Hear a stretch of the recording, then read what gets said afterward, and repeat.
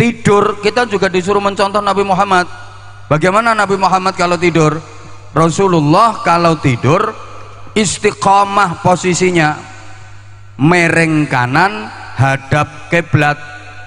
Kalau lagi berada di timur Ka'bah seperti kita, berarti kepala di utara, kaki di selatan, mereng kanan hadap kiblat.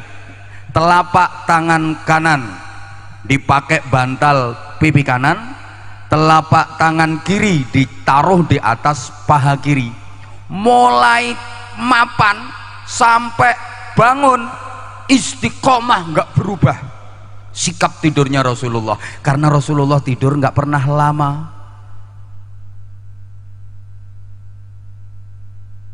Orang dumeling ya mungkin mapannya bisa sikap seperti itu, mereng kanan hadap kiblat, telapak tangan kanan dipakai bantal pipi kanan, telapak tangan kiri ditaruh di atas paha kiri.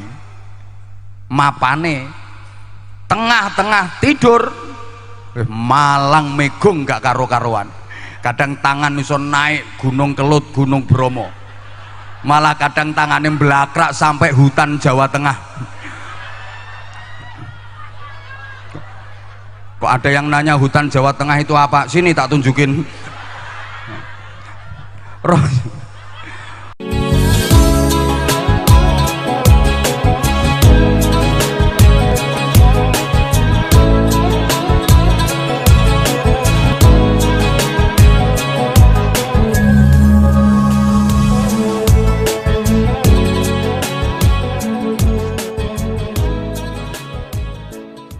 Assalamualaikum warahmatullahi wabarakatuh.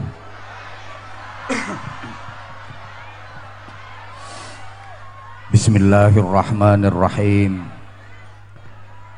Alhamdulillahilladzi arsala rasulahu Muhammadan sallallahu alaihi wasallam rahmatan lil alamin. Para pengasuh dan pimpinan pondok pesantren, pimpinan majelis zikir, majelis ta'lim, majelis sholawat, para sesepuh yang kita ta'zimi, sadat az-zu'ama, pejabat pemerintah dalam semua tingkatan bersama jajarannya, Pak Camat, Pak Kapolsek, Pak dan Ramil,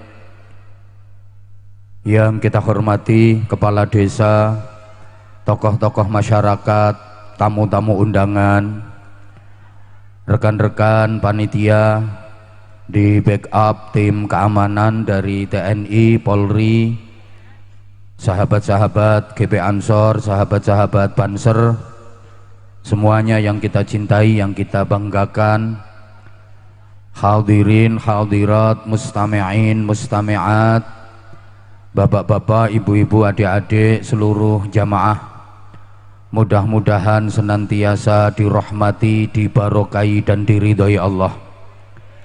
Mudah-mudahan semuanya disyafaati Rasulullah. Mari kita awali ngaji malam ini dengan ikhlas membaca suratul Fatihah.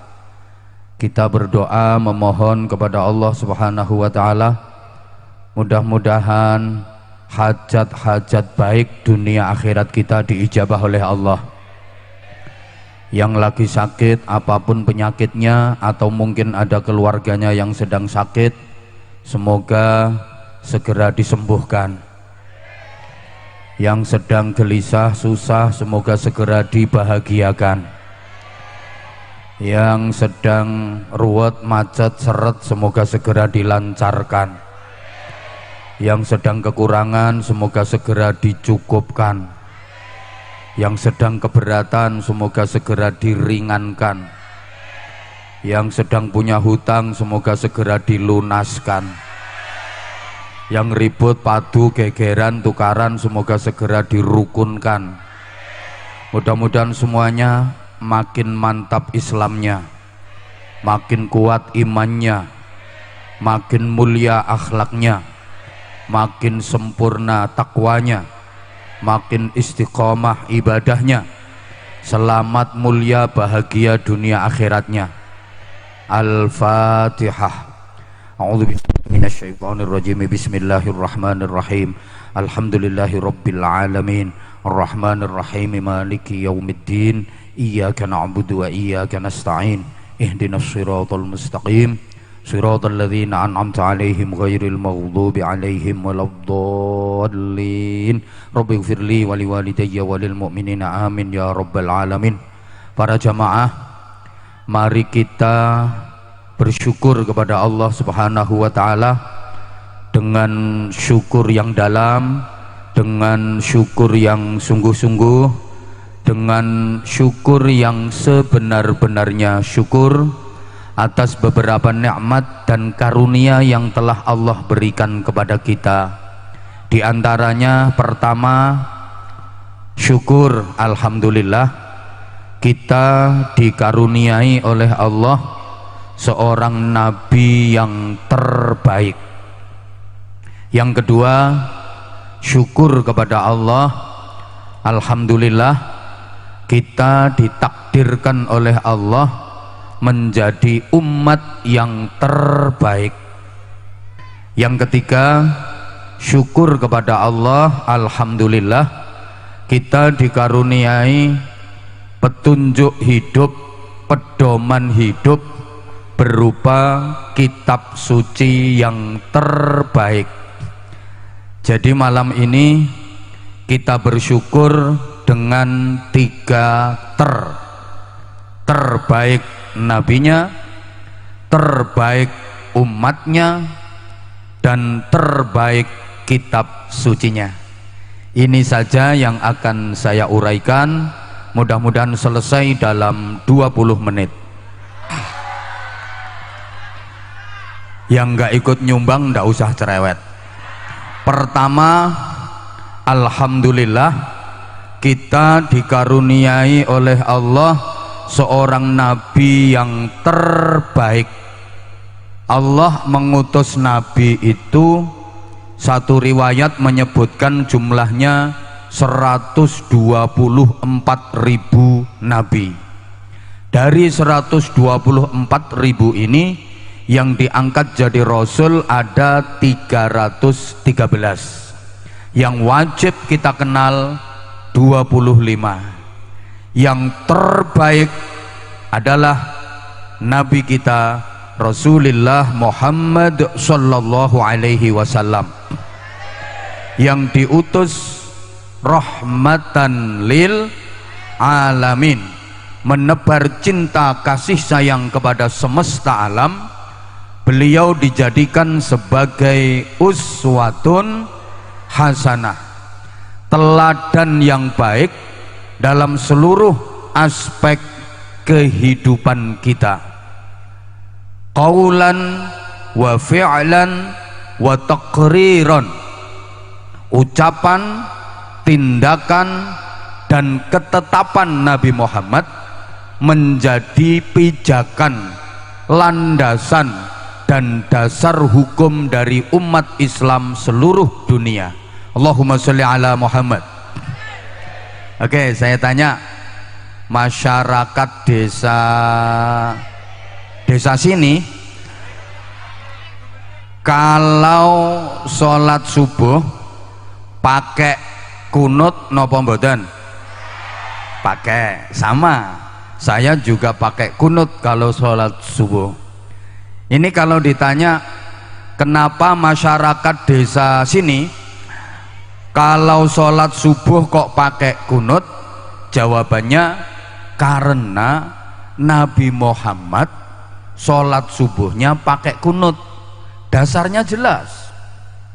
Sementara ada saudara kita dari organisasi lain sholat subuhnya nggak pakai kunut.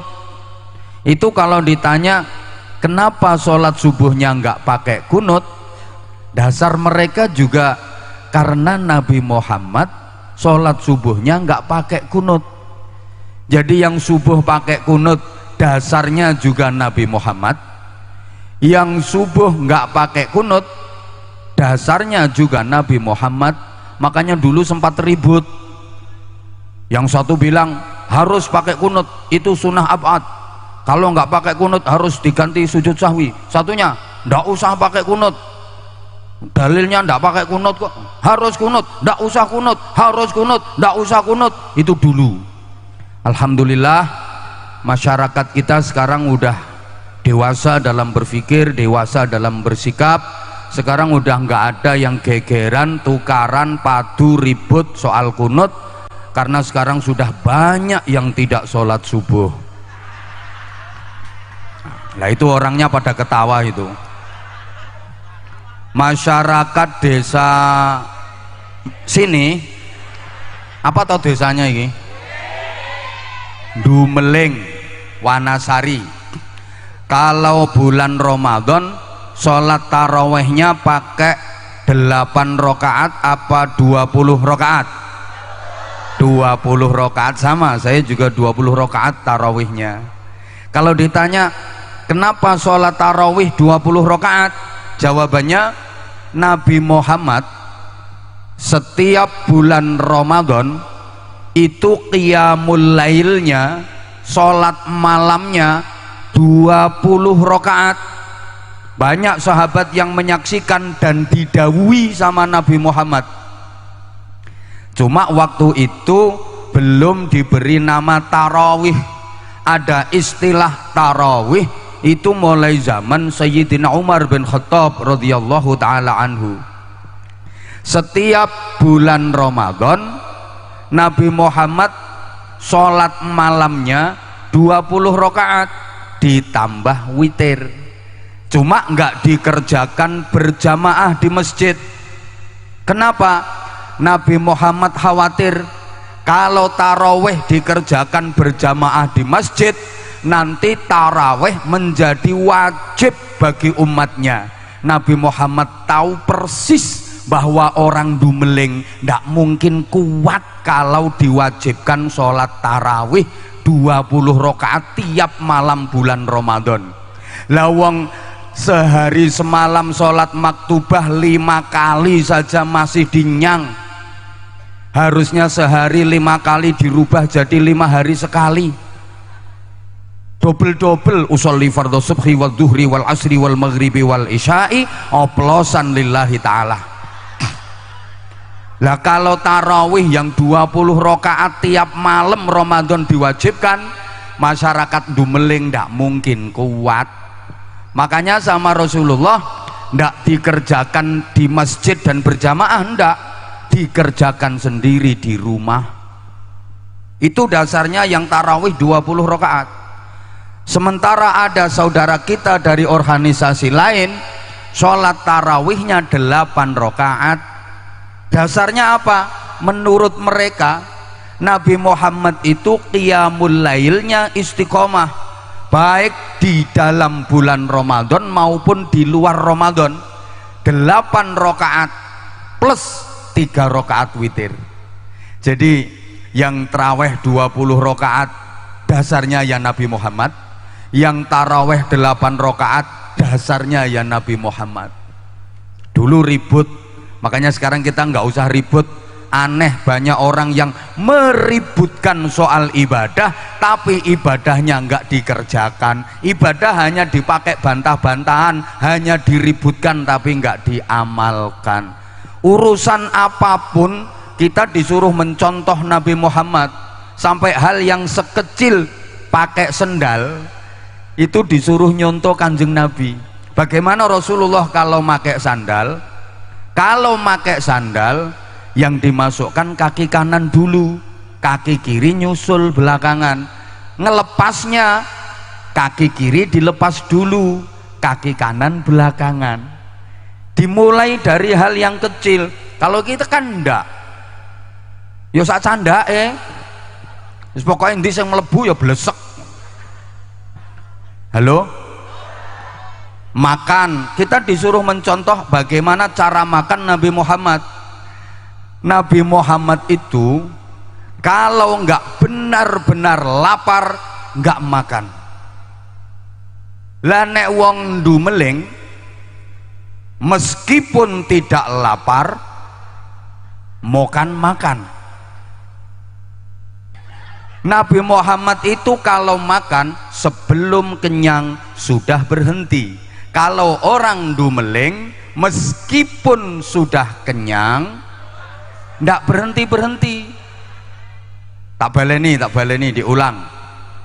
Nabi Muhammad itu kalau makan sebelum lapar sudah berhenti. Masya Allah, sebelum kenyang udah berhenti. Nah kalau kita kan meskipun udah kenyang nggak berhenti-berhenti. Nabi Muhammad itu kalau nggak benar-benar lapar nggak makan. Nah kalau kita meskipun nggak lapar makan. Allahumma sholli ala Muhammad. Nabi Muhammad itu makannya sedikit. Kalau kita kan sedikit-sedikit makan. Kanjeng Nabi niku le dahar sithik. Lah nek kula sampean kan sithik-sithik mangan. Halo? Maka ketika Nabi Muhammad ditanya resepnya sehat, jawaban beliau, jangan makan sebelum lapar, berhentilah makan sebelum kenyang. Asal mau menerapkan pola makan seperti itu, dijamin sehat walafiat, nggak gampang sakit-sakiten. Sampeyan kan ora najan ora luwe yo omongan mangan. Wes Nabi Muhammad kalau mau makan pasti berdoa. Lek masyarakat Dumeling mau makan berdoa itu anak kecil, soalnya dipaksa sama ibune. Ayo mau makan doa dulu, ayo doa dulu. Baca anak kecil, bismillahirrahmanirrahim, Allahumma baiknya bima yuyaktanya wakina ada benan, amin. Ibune emplak-emplok ngono, besual-besual ngono.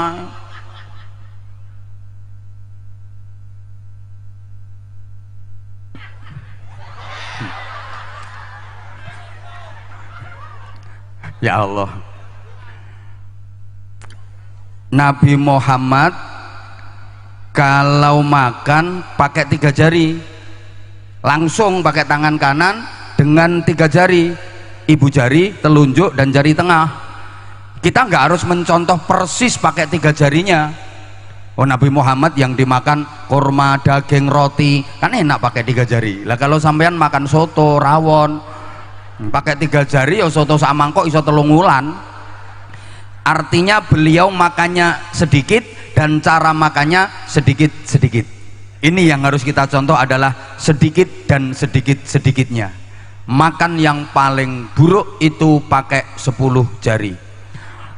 Itu namanya orang kemaruk, garis miring geragas, garis miring celutak. Tidur kita juga disuruh mencontoh Nabi Muhammad. Bagaimana Nabi Muhammad kalau tidur? Rasulullah kalau tidur istiqomah posisinya, mereng kanan hadap kiblat. Kalau lagi berada di timur Ka'bah seperti kita, berarti kepala di utara, kaki di selatan, mereng kanan hadap kiblat. Telapak tangan kanan dipakai bantal pipi kanan, telapak tangan kiri ditaruh di atas paha kiri. Mulai mapan sampai bangun istiqomah, nggak berubah sikap tidurnya Rasulullah, karena Rasulullah tidur nggak pernah lama.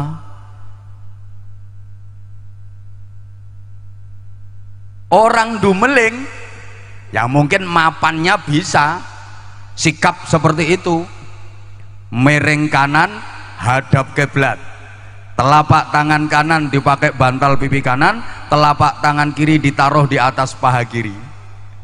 Mapane tengah-tengah tidur malang megung gak karo-karuan. Kadang tangan iso naik Gunung Kelut, Gunung Bromo, malah kadang tangannya belakrak sampai hutan Jawa Tengah. Kok ada yang nanya hutan Jawa Tengah itu apa? Sini tak tunjukin. Rasulullah kalau tidur hanya kedua mata beliau saja yang terpejam, sedangkan akal, pikiran, jiwa dan hatinya tetap sadar dan terjaga. Jadi ada kejadian apapun di sekitarnya tahu, karena hanya kedua mata beliau saja yang terpejam. Pikiran, akal, jiwa, hati terjaga, sadar. Lalek masyarakat Wanasari sekali tidur blek sek, innalillahi.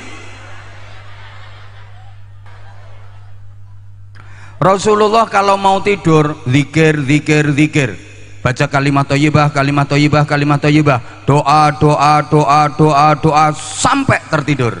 Kalau masyarakat Dumeleng Wanasari mau tidur ngeloni HP, betul?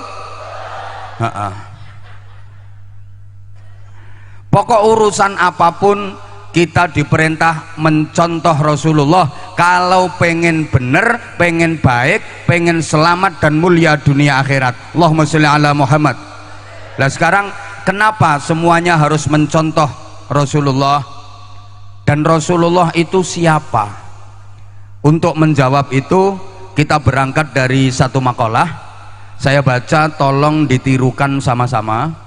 Yang ikut menirukan saya doakan barokah, akeh duwite, akeh ibadahe, akeh ganjarane, gampang usahane, gampang urusane, gampang golek utangan. Loh, kok iso moh? Kok nyari utangan susah ki yo bingung kok yo. Gampang golek utangan dan sing diutangi lali ora nagih. Nah ngono, Yang nggak ikut menirukan saya nggak tanggung jawab. Mbuh, awas engko bengi yen turu ora eling apa-apa. Oke, terima kasih matur suwun.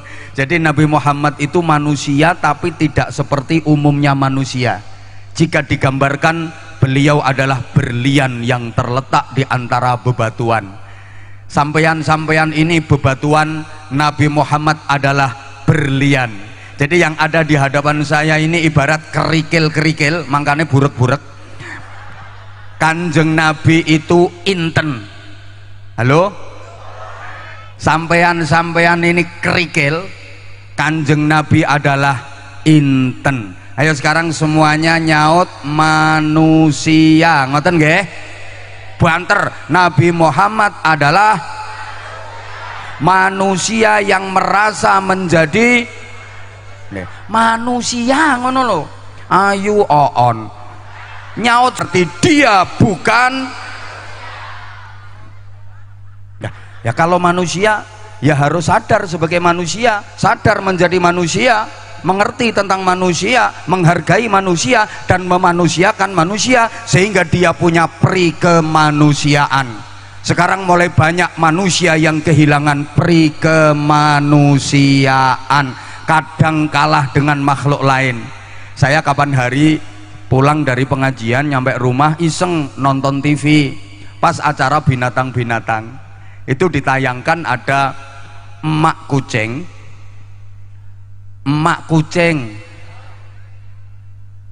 sini apa ibu itu apa lah ya emak ada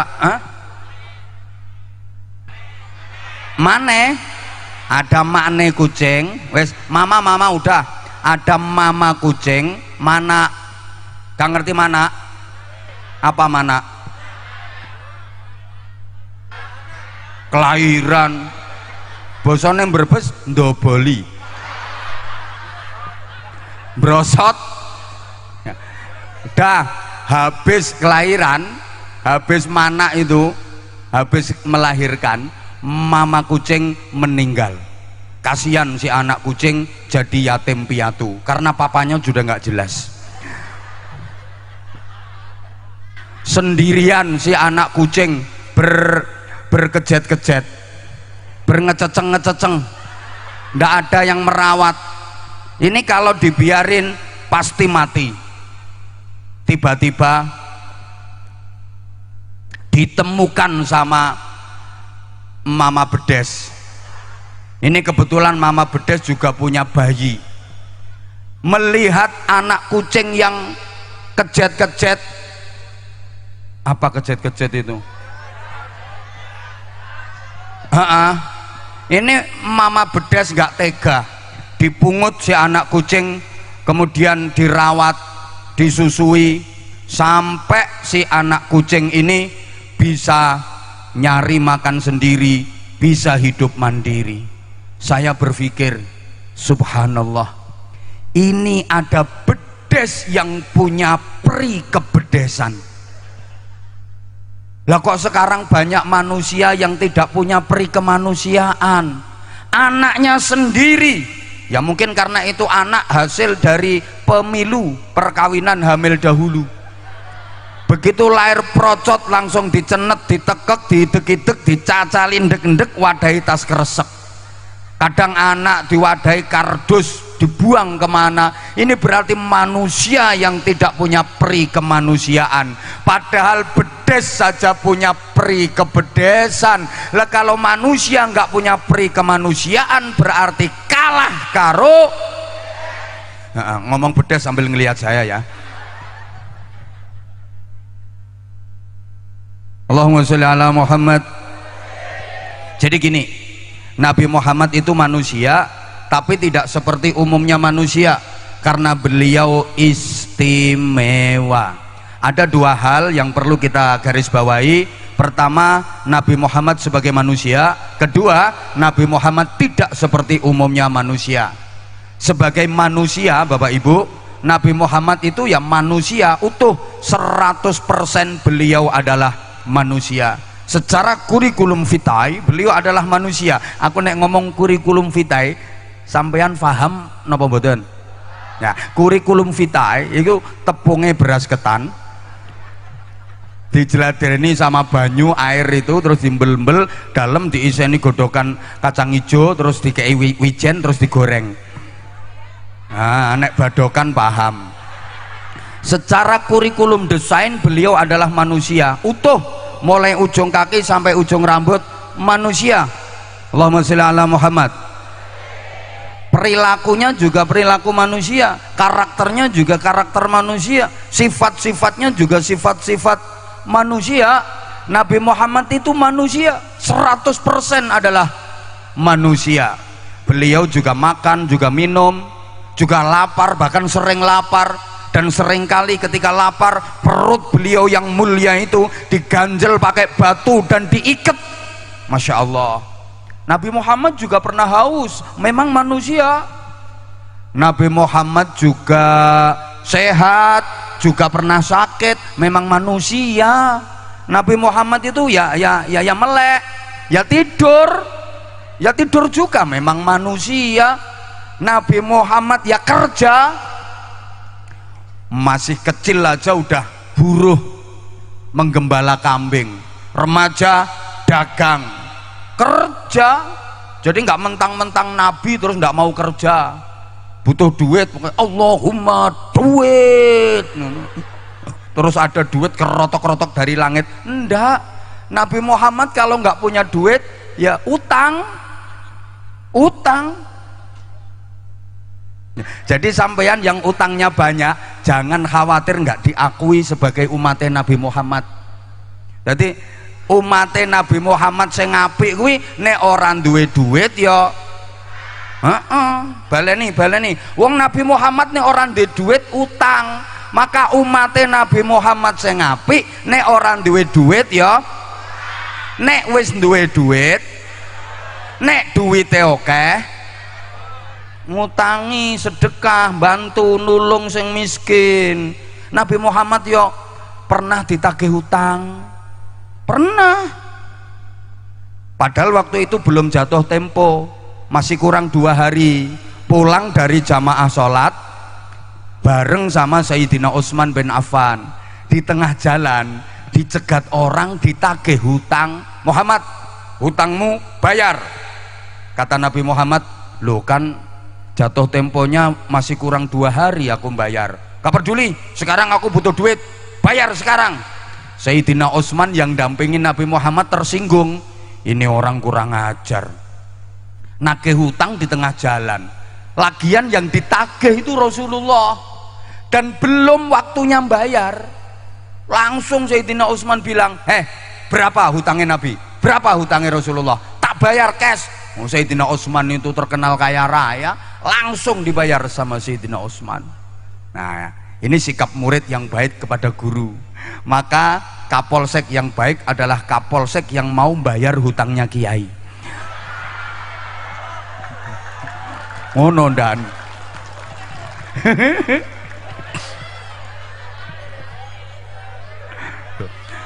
Nabi Muhammad sebagai manusia, beliau yang nikah, punya beberapa istri, punya putra putri, nikah. Dalam keluarga Nabi Muhammad juga pernah diomeli sama istri. Loh, Kanjeng Nabi itu yuk pernah diomeli sama istri. Apa maneh Kanjeng Lurah? Mana lurahnya? Apa maneh Kanjeng Lurah mulane ra iso lemu. Loh, dikira kalau Nabi terus nggak pernah diomeli istri. Pernah, memang dibikin gitu sama Allah untuk dicontoh umatnya. Gimana sikap suami kalau lagi diomelin istri. Nabi Muhammad kadang kalau lagi diomelin istri yang ngambek. Beliau ngambek. Nah, ngambeknya Kanjeng Nabi kemana? Ke masjid, i'tikaf, zikir.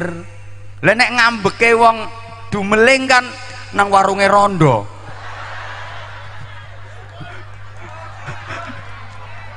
Halo. Nabi Muhammad pernah habis mimpin musyawarah persiapan perang Tabuk. Ini musyawarah sangat penting. Nabi Muhammad karena itu musyawarah sangat penting, terlambat pulang ke istrinya. Waktu itu giliran ke dalamnya Sayyidah Aisyah. Terlambat kurang lebih setengah jam. Sementara sebagai istri, Sayyidah Aisyah sudah siap-siap menyambut kedatangan suami tercinta. Sudah make upan, sudah cantik, sudah pakai parfum, siap menyambut suami tercinta. Yang ditunggu nggak datang, dongkol, jengkel, gondok, ora teko-teko leh ngenteni ket mang. Begitu Rasulullah datang, ketuk pintu. Assalamualaikum ya Humaira. Itu panggilan mesra Rasulullah untuk garwanipun yang bernama Sayyidah Aisyah. Humaira artinya yang cantik, putih kemerah-merahan. Memang Sayyidah Aisyah itu putih kemerah-merahan, cantik luar biasa. Cara kene no kayak mana ya? Bentar. Alah tuwek ngacung. Bentar. Masa Aisyah gembrot ngono kuwi. Ndak itu. Mana ya? Sebelah sana ada apa enggak ya? Yang oh penceng ngono. Ndak ada. Bukan berarti orang sini nggak cantik. Cuma kalau dibanding dengan Sayyidah Aisyah, sorry ya, nggak level kamu. Saking cantiknya. Assalamualaikum ya Humaira. Nggak dijawab. Buka pintu cetek seret, langsung Rasulullah disuding. A'anta idda'ita annaka nabiyyun. Kamu itu toh yang katanya nabi kok telat. Loh, diomelin kayak gitu gimana sikap Rasulullah? Fa'adhara btisaman latifan. Nabi Muhammad menunjukkan senyum lembut dan mesra. Ini suami-suami kalau diomelin sama istri senyumin aja, ndak boleh dibalas dengan ngomel. Kalau bapak balas nggak mungkin menang pak, karena perempuan itu kamu seakeh. Halo, jadi kalau istri lagi wadak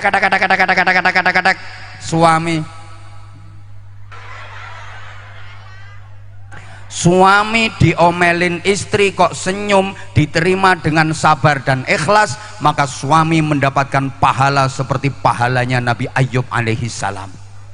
Sampean tidak perlu diangkat jadi nabi, punya istri cerewet itu adalah ladang pahala nabi. Berbahagialah bapak-bapak yang istrinya cerewet, tiap hari dapat pahalanya nabi sampean. Halo bapak, kalau istri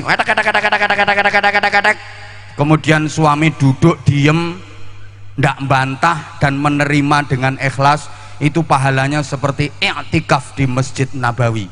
Enggak usah jauh-jauh ke Madinah, di rumah diomeli sama istri, bapak duduk plek, nawaitul i'tikafa fi Masjidin Nabawi. Udah, nggak usah jawab, tunggu sampai baterainya habis. Begitu baterai habis, dia selesai tek, jawab singkat saja, Pak, shadaqallahul azim. Aman, Pak.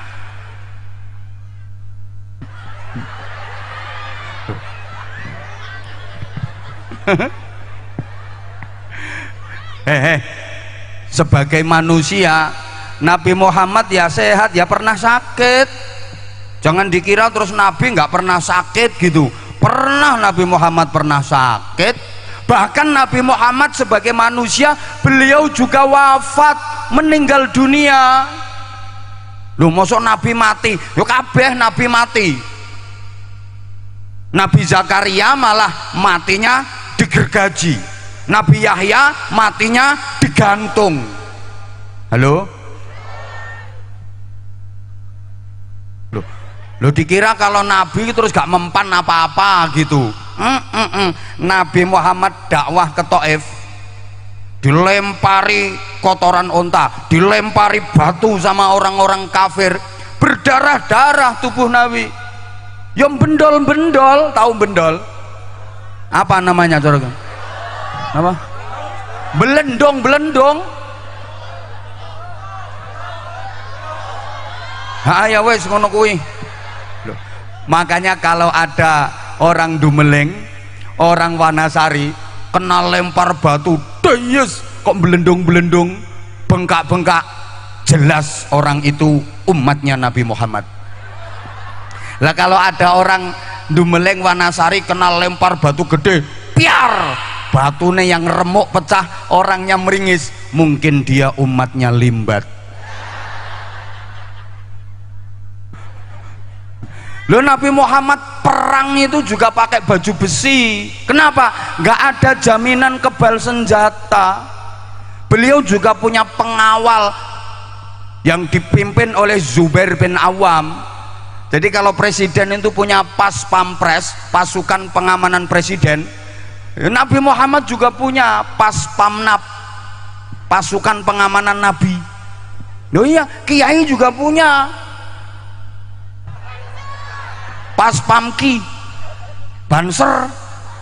Tenang, ini pasukan pengamanan kiai. Halo? Loh, Nabi Muhammad pernah sakit, bahkan Nabi Muhammad pernah kena sihir, disihir sama orang kafir, tembus. Loh, memang dibikin gitu sama Allah, ditunjukkan sifat basyariyahnya, sifat sebagai manusia utuh, agar bisa dicontoh oleh umatnya. Lah kalau misalnya nggak tampak sifat manusianya, ya malah kita susah mencontohnya. Faham? Itu ceritanya Nabi Muhammad kena sihir itu begini. Nabi Muhammad itu sakit nggak sembuh-sembuh, udah minum ramuan dari ahli pengobatan pada masa itu, tetap aja nggak sembuh. Dibawa ke tabib ahli pengobatan, tetap aja nggak sembuh. Lama sakit Nabi Muhammad. Kemudian malaikat Jibril datang, ngasih tahu ke Nabi Muhammad, ya Rasulullah, sakitmu bukan sakit biasa, sakitmu itu sakit non medis. Tapi bahasanya malaikat Jibril ya nggak non medis ngono. Ini kan untuk memudahkan pemahamanmu, karena kalau nggak dibikin bahasa kayak gini, sampeyan nggak paham. Saya tahu warga Dumeleng, Wanasari sini cantik-cantik, tapi kan agak on. Jadi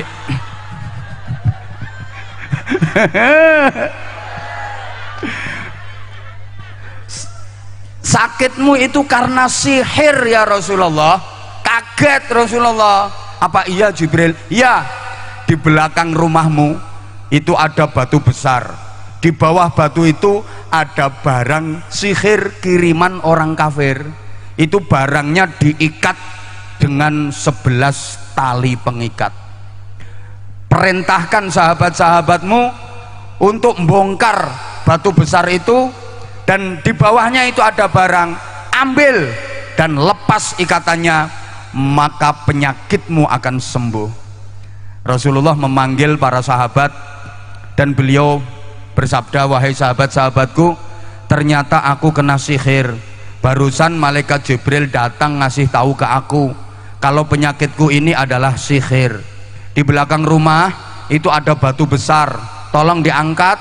Di bawahnya ada barang yang itu diikat dengan 11 tali pengikat. Bawa ke sini, lepas ikatannya, maka aku akan sembuh. Dibongkar itu batu, diangkat, bener, ternyata di bawah batu itu ada barang. Ada barang kiriman orang kafir sihir yang diikat dengan tali sejumlah 11 ikatan. Dibawa kepada Rasulullah dan Rasulullah memerintahkan para sahabat, lepaskan ikatan-ikatan itu. Bapak Ibu para jamaah, sahabat-sahabat itu ndak ada yang bisa ngelepas ikatan tali di barang tadi. Sampai sahabat Khalid bin Walid yang terkenal gagah nggak bisa ngelepas. Majulah Sayyidina Umar, pendekarnya para sahabat yang terkenal gagah dan sakti. Setan pun takut sama Sayyidina Umar. Dipegang sama Sayyidina Umar itu barang. Ngudari ngene ndak entos kabeh. Iki Umar itu kok Madura. Masa ngudari tali ngene ndak iso. Kene aku sing nguculi engko lah ucul kabeh. Dipegang sama Umar. Begitu mau dilepas ndak bisa. Aduh, kok lot-alot iki ternyata. Ki Umar itu kok Madura. Sayyidina Umar pun ndak bisa. Rasulullah kemudian diem. Ya Allah, ini sahabat-sahabatku ndak ada yang bisa melepaskan ikatan tali itu. Turun malaikat Jibril membawa wahyu surah Muawwidzatain yang artinya 2 perlindungan. Qul a'udzu birabbin nas dan qul a'udzu birabbil falaq. Ini dalam sejarah turunnya wahyu Al-Qur'an, satu-satunya wahyu yang 2 surah sekaligus, ya ini Muawwidzatain. Qul a'udzu birabbin nas dan qul a'udzu birabbil falaq, ini diturunkan sekaligus. Nggak ada yang lain. Biasanya satu surat pendek-pendek. Dalam sejarah turunnya Al-Qur'an, dalam sejarah disampaikannya wahyu kepada Nabi Muhammad, ini satu-satunya peristiwa 2 surat sekaligus diturunkan. Berarti Muawwidzatain, qul a'udzu birabbin nas dan qul a'udzu birabbil falaq, ini istimewa. Wahai Rasulullah, bacakan ayat-ayat ini, maka seluruh tali pengikatnya akan lepas. Para jamaah, surah Muawwidzatain itu jumlahnya 11 ayat. An-Nas 6 ayat, Al-Falaq 5 ayat, jumlahnya 11 ayat, persis sama dengan jumlah tali ikatan pada barang sihir tadi. Dibaca sama Rasulullah, setiap dibaca 1 ayat talinya lepas 1, dibaca 1 ayat lagi talinya lepas 1 lagi. 11 ayat dibaca semua, 11 tali ikatan lepas semua. Jadi kapan Kanjeng Nabi maca ul a'udzu binnas, talinya lepas 1, tar. Malikin nas, lepas 1 lagi, tar. Ya lepasnya tali ya tar, masuk curut ngono. Koyok bojomu ya curute. Ilahin nas, tar. Min syarril waswasil khannas, tar. Lepas sampai 11 ayat itu dibaca, 11 tali ikatan di barang sihir itu lepas.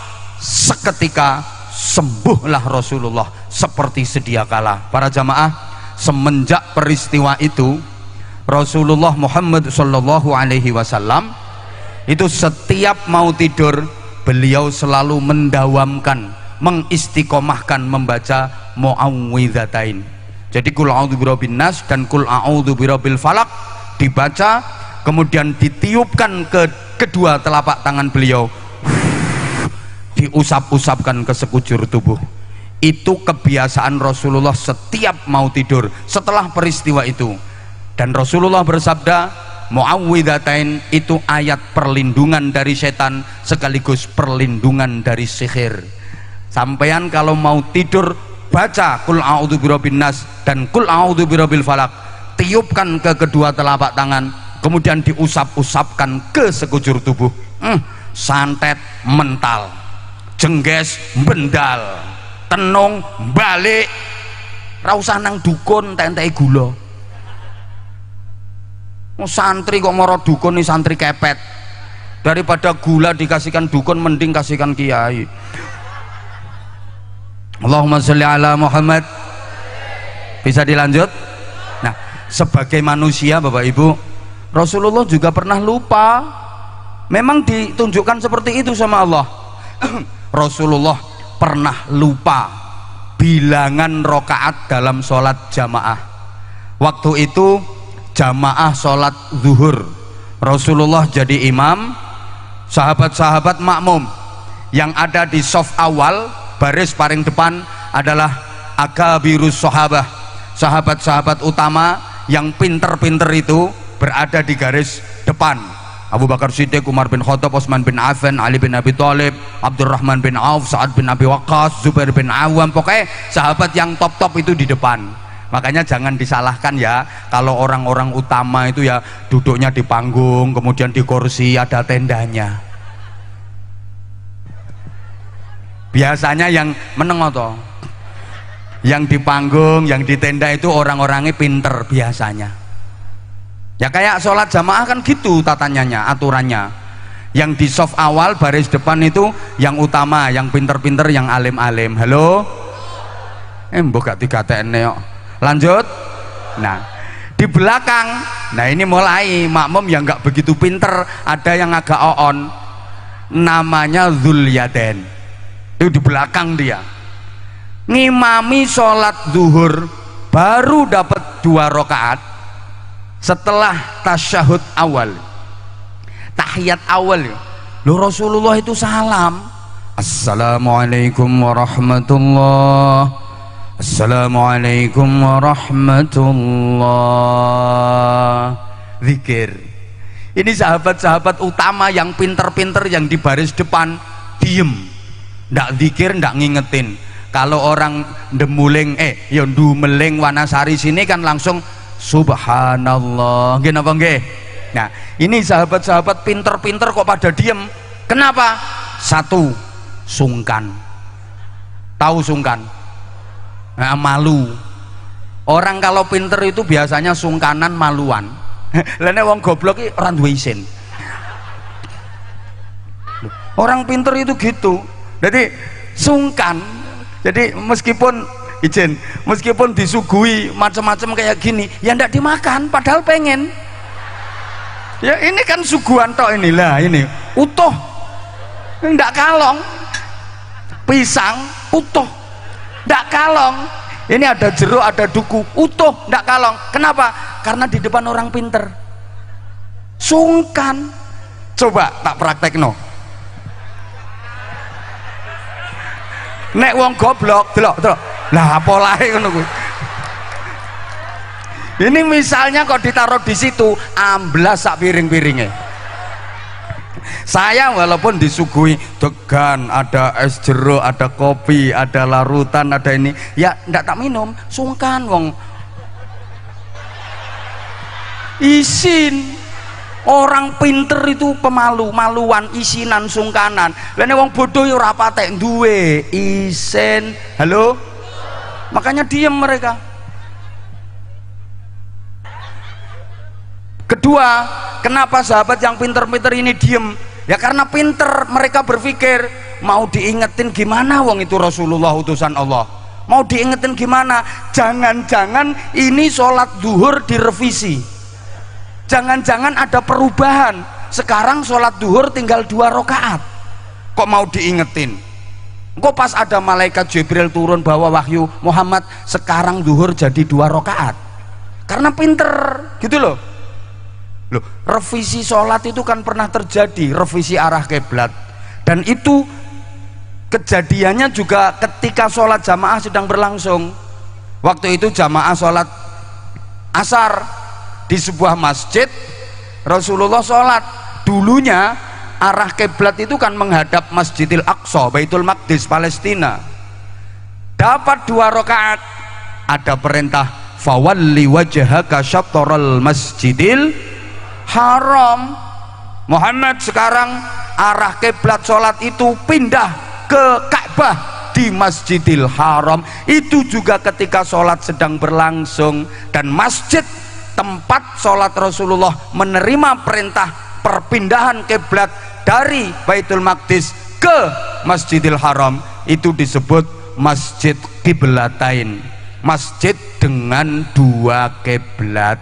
Nanti kalau sampean ke sana insya Allah sampean akan tahu itu Masjid Qiblatain. Tak doakan semuanya mudah-mudahan bisa umroh. Saya mendoakan sampean hanya berani pada sampai tingkat umroh saja. Saya nggak berani mendoakan sampean haji. Kenapa? Karena haji itu sekarang ada syarat yang sangat berat, bukan duit, tapi syarat yang paling berat adalah as-sabru bil antri. Lewong antrinya udah 40 tahun no. Lah kalau umurmu sekarang 60 baru daftar, berangkatnya 40 tahun lagi, berarti umurmu 100 tahun. Apa ya tekan? Makanya lebih logis kalau tak doakan mudah-mudahan bisa umroh. Itu aja. Halo? Nah, jadi sahabat-sahabat yang pinter yang di depan itu diem, di belakang yang ada agak-agak on tadi namanya Dzulyaden itu teriak, ya Muhammad anasita am qusiratis shalah. Biasa wong goblok iki senengane bengak-bengok ngono kuwi. Makanya kalau di pengajian yang pinter-pinter di atas panggung dari tadi yo diem nggak ada suaranya, yang wah ya goblok ngono. Nah itu kan ketara. Yang di panggung pinter-pinter dari tadi diem kayak lurah kapolsek, diem karena merasa gak nyumbang. Jadi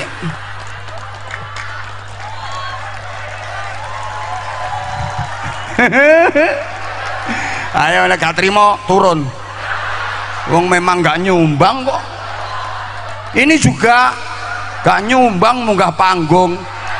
Makanya diem. Tapi pinter ngono lho, makanya diem. Lah sing gak pinter ya bengok-bengok ini. Termasuk Dzulyaden, diam bengok. Ya Muhammad anasita am qusiratis shalah. Hei Nabi Muhammad, sampeyan lali apa piye? Apa saiki salat kuwi diringkes? Lah Rasulullah merasa nggak lupa, merasa nggak ada perubahan apa-apa. Beliau menjawab, mana situ wa ma qusiratis shalah.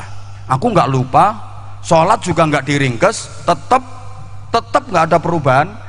Nah wong bodoh ki nek dijelasno kan ra trimo, metenteng. Wallahi sumpah dek, demi Allah sholaita dzuhra rakaataini, iki mang sampean sholat duhur merong rakaat, biasane kan papat. Ya karena orangnya metenteng, maka Rasulullah memandang sahabat-sahabatnya yang pinter-pinter. Dipandanglah wajah Sayyidina Abu Bakar Siddiq. Lah kok Sayyidina Abu Bakar Siddiq iku mantuk to. Ganti mandang ke Sayyidina Umar. Utsman, Ali, kabeh. Yakinlah Rasulullah bahwa beliau lupa. Langsung beliau berdiri hadap kiblat, Allahu Akbar, nambah 2 rakaat. Tidak perlu diulang dari awal. Nah ini akhirnya jadi syariat. Understand? Nah, hikmah dari kejadian itu apa? Tolong perhatikan. Hikmah dari kejadian itu adalah untung ono wong goblok. Loh iya, andaikan nggak ada orang goblok, sekarang sholat duhur jadi kacau. Bisa 4 rakaat, boleh 2 rakaat. Nggak ya kacau, oleh jamaah gimana? Rasulullah pernah sholat duhur 4 rakaat, pernah sholat duhur 2 rakaat, berarti sholat duhur boleh 2 rakaat dong. Lah nek Wanasari yakin milih 2 rakaat.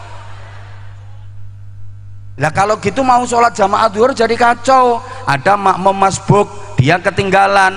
Begitu sampai masjid, sholat jamaah duhur sudah berlangsung. Dia mau ikut makmum ya nanya dulu, weh 4 apa 2? Ngono. Ternyata orang goblok itu mbarokai. Ya termasuk saya Abah Anza bisa hadir ke tempat ini ya karena barokahnya yang goblok-goblok itu. Nah iya. Lah kalau udah pinter-pinter kayak gini ngapain pakai diceramai? Kan yang diceramai kan yang goblok-goblok itu. Terima kasih ya para goblok-goblok sekalian.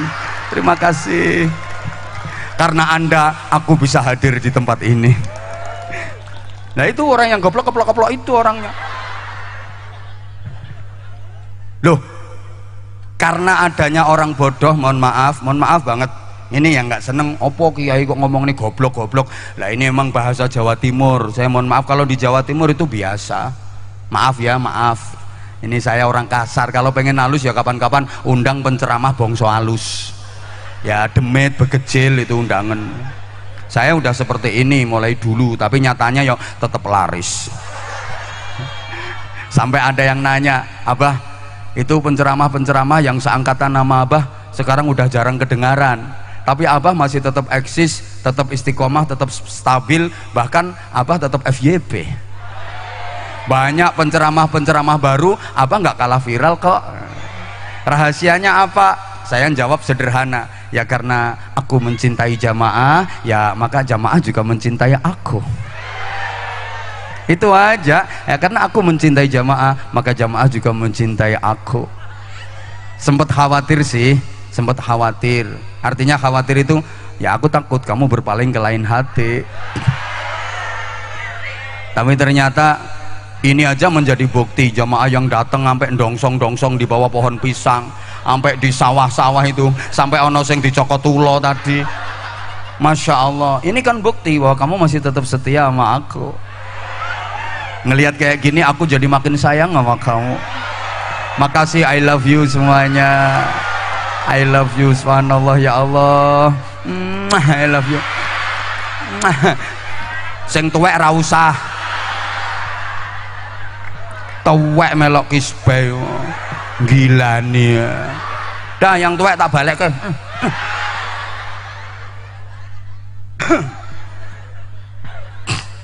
Ya, karena adanya orang goblok, mohon maaf, kehidupan jadi dinamis. Jadi ada yang pinter, ada yang goblok. Loh, lah kalau misalnya dunia ini orangnya pinter semua, ya kiai nggak ada gunanya, nabi nggak perlu diutus gitu loh.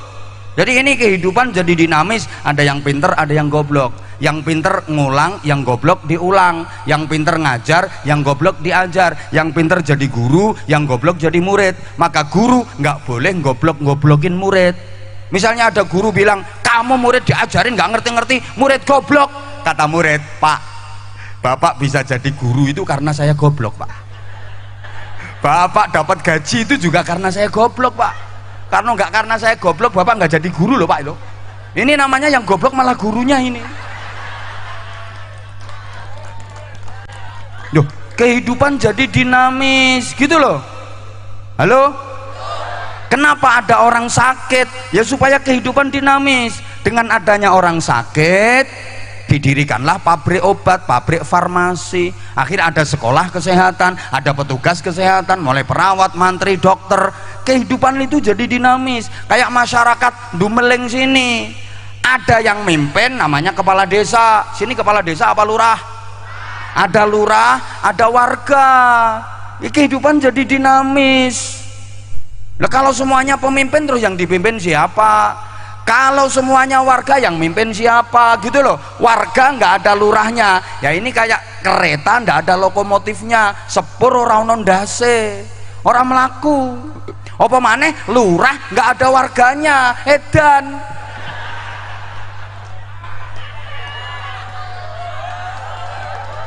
Maka lurah harus sadar, dia duduk jadi lurah itu karena dipilih warga. Kalau nggak dipilih warga nggak mungkin jadi lurah. Maka kalau udah jadi lurah harus memperjuangkan nasib warga. Nah gitu Pak Lurah. Warga juga begitu. Walaupun kemarin waktu pilihan lurah itu kamu nggak milih beliau, aku tahu kok itu Pak Lurah yang pakai kudung coklat itu loh orangnya. Sekarang beliau adalah bapaknya orang sedesa, pemimpin yang wajib dipatuhi, wajib ditaati. Gitu, kehidupan jadi dinamis. Allahumma sholli ala Muhammad. Iya, sebentar, sebagai manusia udah dengerin dong. Lah ya wong goblok yang ngono kuwi, bengok-bengok ngono kuwi. Oh iku goblok wedok iku.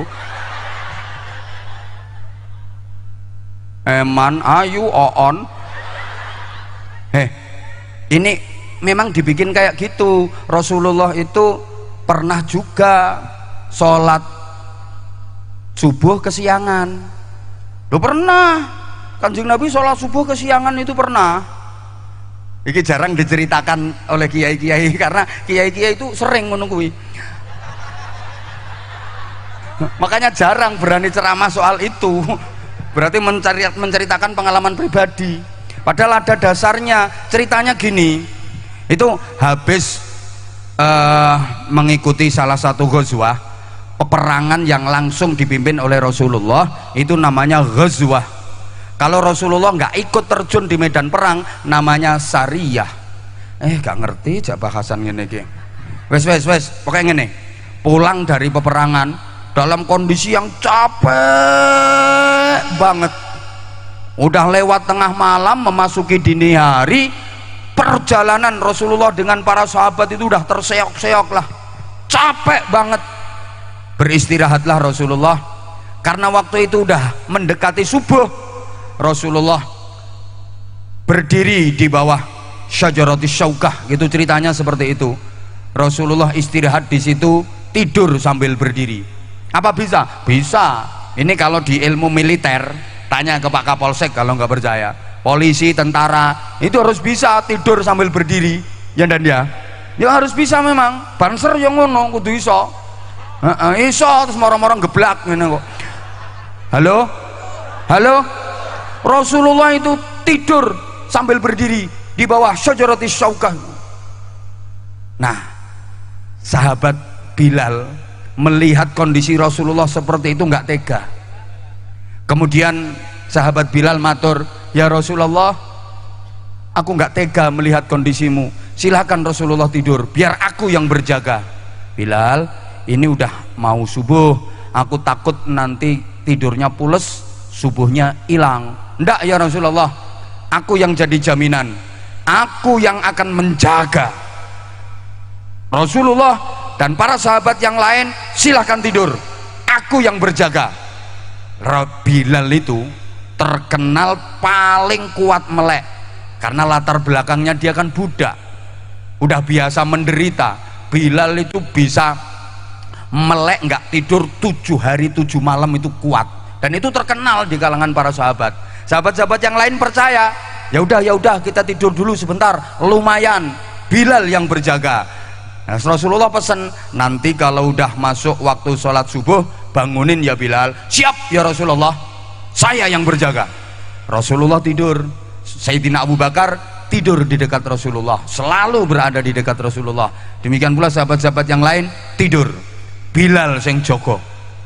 Kuasane Allah, ketika Rasulullah dan para sahabat yang lain tidur, Bilal itu seumur hidupnya nggak pernah seperti itu. Ya emang dibikin gitu sama Allah. Moro siut kelimpruk morok Bilal. Masuk waktu subuh, satu pun nggak ada yang bangun, saking capeknya. Sampai matahari sudah bermeletek. Ya itu terbit itu. Alah wis kadung. Matahari udah terbit. Yang pertama kali bangun karena kesentrong sinar matahari adalah Abu Bakar Siddiq. Kaget Abu Bakar Siddiq. Duh, matahari udah terbit. Baca takbir keras banget karena ngerasa belum sholat subuh. Allahu Akbar. Rasulullah kaget dengar takbirnya Abu Bakar Siddiq, dikira ada pasukan yang nyerang. Rasulullah bangun.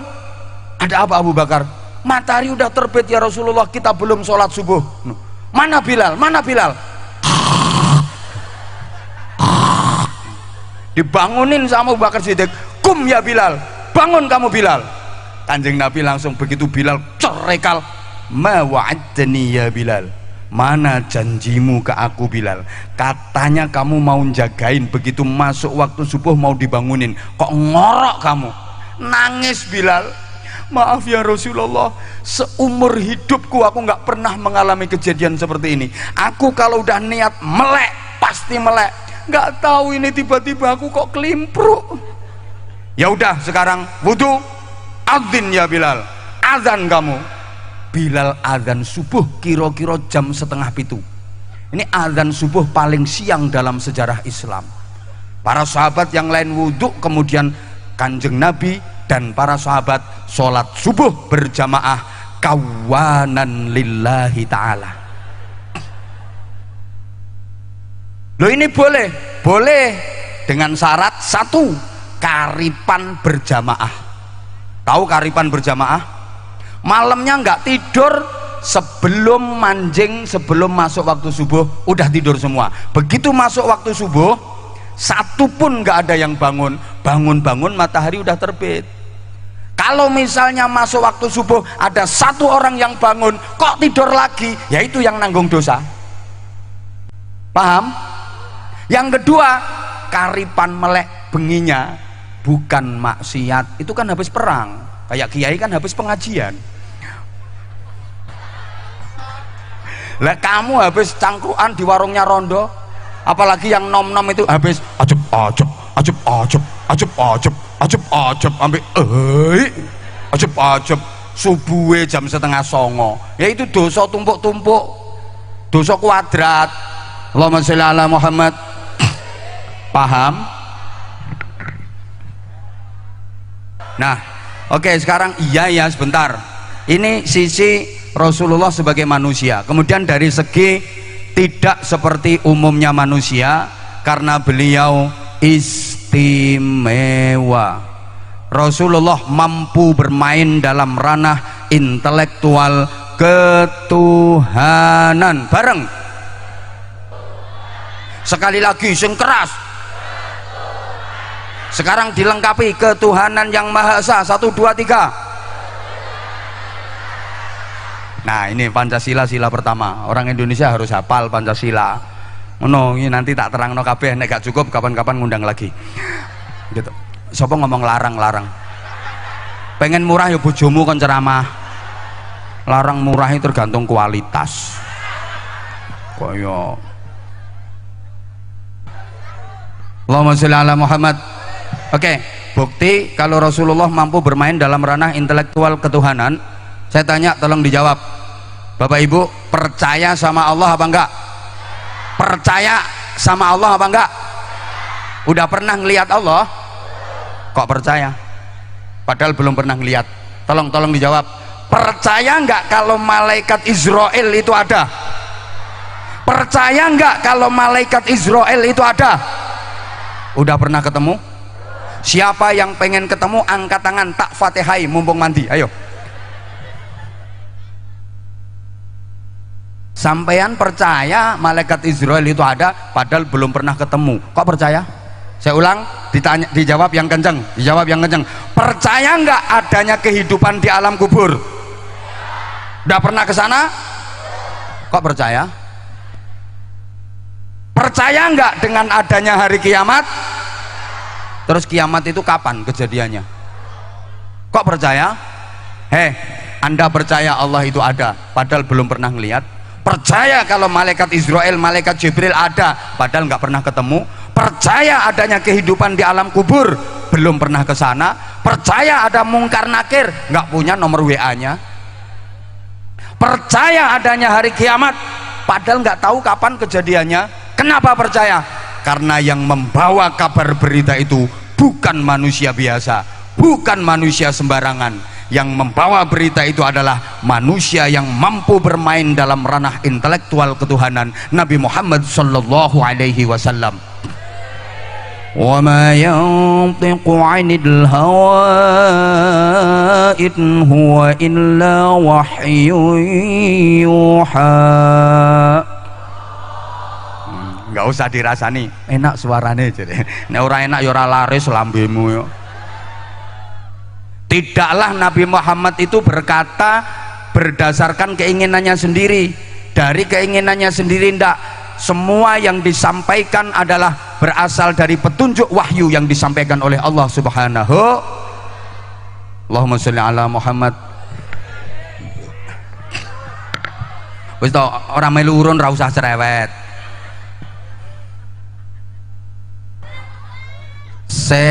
Bentar, ngaji dulu. Saya bagi-bagi sarung iya, tapi bagi-bagi sarungnya kalau udah ngaji. Karena ada beberapa orang yang nonton videonya itu nggak full, yang dilihat, yang ditonton itu yang cuplikan-cuplikan di TikTok, di IG, yang seliweran itu. Terus komennya gini, apa itu Abah Hamzah sekarang kalau ngaji cengengesan sama anak-anak kecil, bagi-bagi sarung macam-macam. Lah dia nontonnya cuman bagian itu. Padahal saya bagi-bagi sarung, saya interaksi dengan jamaah, dengan anak-anak kecil. Itu kalau ngaji udah lewat 1 jam. Tonton dong video fullnya. Awalnya, wah dikata-katain kayak gitu. Nyatanya sekarang banyak yang tiru. Betul nggak? Kayak saya ceramah pakai bahasa kasar, ngilokne kayak gitu. Dulu ya dikata-katain, sekarang ternyata yang paling laris ya model kayak gini. Ya, loh, saya dikata-katain saya nggak pernah jawab, klarifikasi juga enggak. Saya hanya ingin menjawab dengan bukti dan prestasi bahwa metode ceramah seperti ini yang paling mudah diterima oleh semua lapisan masyarakat, dan itu terbukti. Allahumma sholli ala Muhammad. Allahumma sholli ala Muhammad. Kayak Rasulullah dipuji sama Allah karena akhlaknya. Wa innaka la'ala khuluqin azim. Sungguh engkau Muhammad berada pada budi pekerti yang agung. Dan Rasulullah juga memproklamirkan diri, innama bu'istu liutammima makarimal akhlak. Sesungguhnya aku diutus Allah hanyalah untuk menyempurnakan akhlak-akhlak yang mulia. Mari kita perbaiki akhlak. Kalau akhlak sudah baik, maka semuanya akan tertata dengan baik. Kepingin Indonesia ini baik, yang ditata pertama adalah akhlaknya. Kalau akhlak sudah tertata dengan baik, yang muncul adalah takwa, dan takwa itulah nilai manusia. Takwa adalah kasta tertinggi derajat manusia di sisi Allah Subhanahu wa taala. Inna akramakum indallahi atqakum. Para jamaah, dan takwa itulah sesungguhnya prestasi yang dinilai oleh Allah. Banyak manusia yang hanya mengejar profesi tapi melupakan prestasi.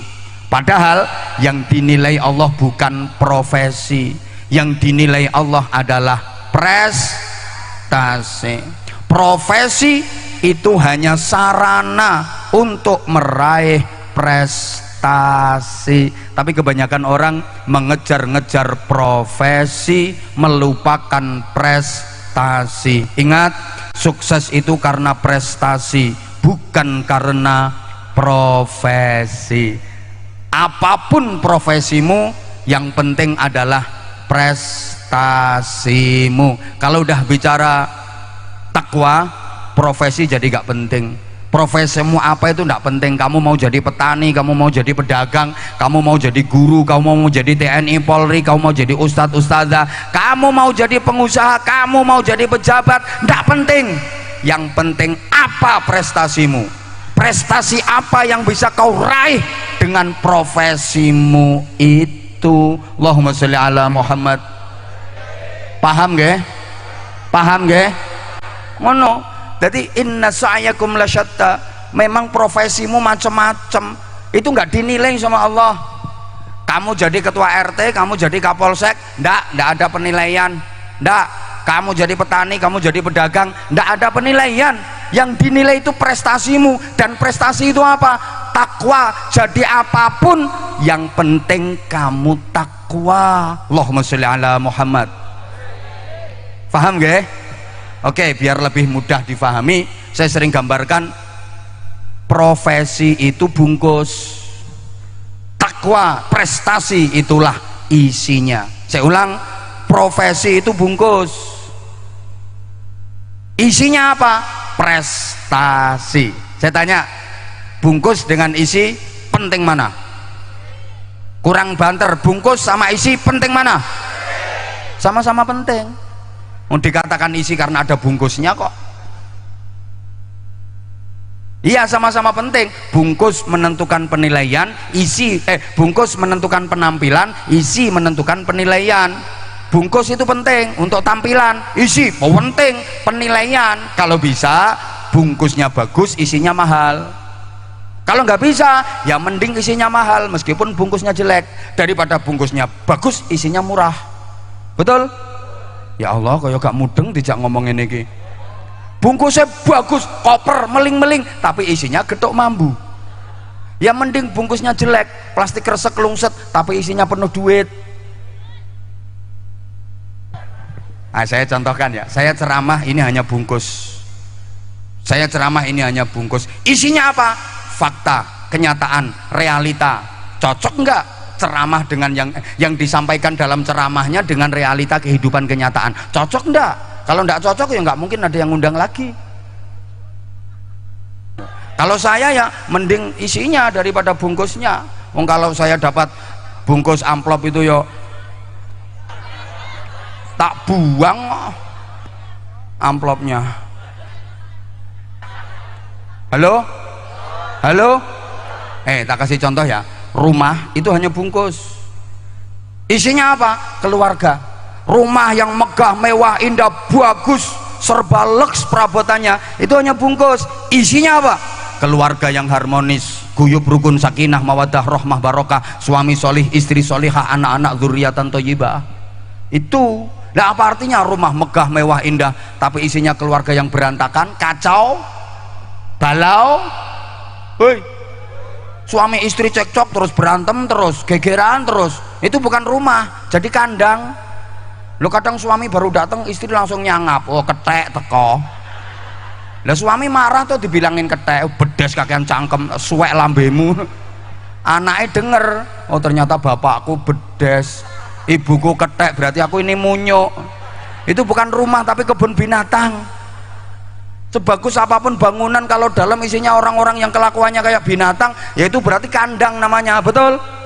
Sebagus apapun bentuk dan bangunan rumah, kalau dalam isinya orang sakit, namanya tetap rumah. Apalagi dalam isinya orang sakit jiwa, namanya rumah sakit. Meskipun rumah kecil, reot, gentengnya banyak yang pecah, kalau hujan bocor, nggak ada keramiknya, perabotan sederhana, tapi isinya keluarga yang harmonis, bahagia, sakinah, mawadah, rahmah, barokah, suami solih, istri solihah, anak-anak dzurriatan thayyibah, berakhlakul karimah. Itulah rumah tangga, meskipun rumahnya nggak ada tangganya. Paham? Paham? Wajahmu yang ganteng, tubuhmu yang gagah itu hanya bungkus. Isinya apa?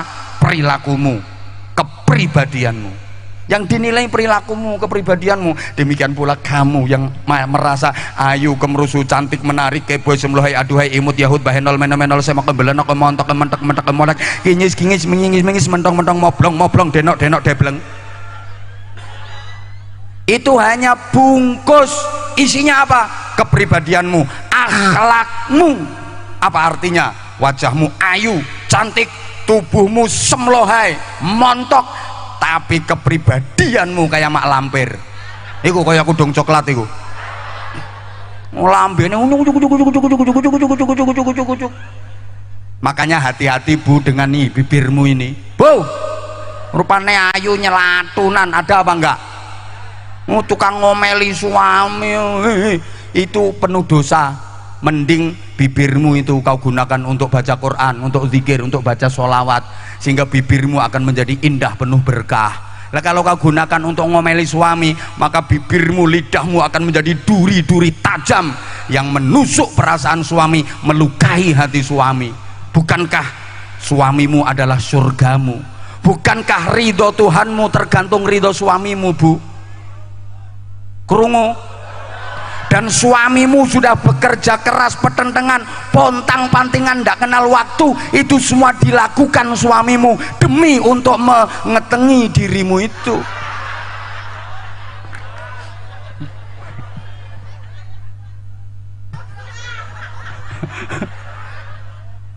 Ya Allah,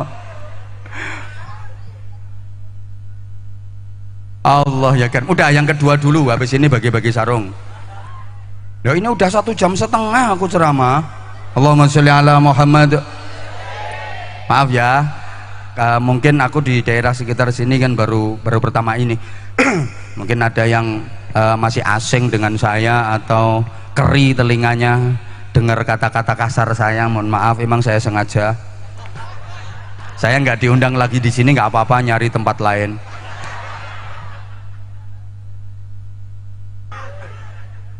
Ya Allah, udah sekarang yang kedua dulu. Alhamdulillah kita ditakdir Allah menjadi umat yang disebut kuntum khaira ummatin. Kalianlah umat yang terbaik dibanding umat-umat yang lain. Kita adalah umat yang terbaik. Harus loh ini, harus. Mbora digatekne kok. Umat terbaik dalam ayat yang lain disebut ummatan wasaton, umat yang tengah-tengah. Kita ini umat tengah-tengah. Ini apa ya, cocok dengan karakter bangsa Indonesia. Indonesia ini cocok tengah-tengah memang. Ya kayak gini, tengah-tengah. Halo? Kok tengah-tengah sawah? Astagfirullahaladzim. Ya Allah, paringi sabar ya Allah. Artinya gini loh, Indonesia yang terkenal beragam, banyak suku, budaya, adat istiadat, tradisi, etnis, bahkan agama, tapi kan bisa hidup guyup rukun berdampingan dalam keberagaman. Loh, ini luar biasa loh ini. Orang-orang luar negeri itu banyak yang belajar dari Indonesia. Kok bisa ya Indonesia? Banyak suku, banyak budaya, tradisi, keragaman, bahkan banyak agama, tapi kok guyup rukun, saling menghormati, saling menghargai. Loh, ini luar biasa dan ini udah cocok dengan bangsa Indonesia. Maaf, tengah-tengah kayak gini. Dulu kita pernah mau dibawa ke kanan oleh DITII, mau dijadikan negara Islam, ndak bisa, ndak cocok karo karakter Indonesia. Pernah mau dibawa ke kiri oleh PKI, mau dijadikan negara komunis, ndak iso, ndak cocok dengan karakter bangsa Indonesia. Terus kayak ini paling cocok. Makanya kalau ada yang mau bikin menegakkan syariat Islam di Indonesia, harus diganti jadi negara Islam, ya jangan hidup di Indonesia, minggat pilih negara yang menurutmu cocok di sana.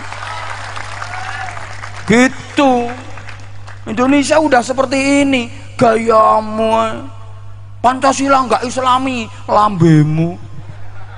Rumangsamu yang bikin Pancasila itu orang-orang oon kayak dirimu itu para ulama juga itu yang merumuskan. Nggak ngawur, nggak sembarangan. Cocoknya Indonesia yang seperti ini.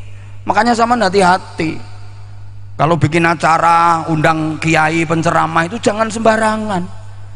Yang suka provokatif, mecah belah kerukunan, nggak usah diundang. Kalau bisa nyari kiai yang model kok yang ini ki. Jadi maksudnya ki deh, maksudnya kok yang ini ki ya model ngene iki. Jadi ngajak-ngajak kerukunan.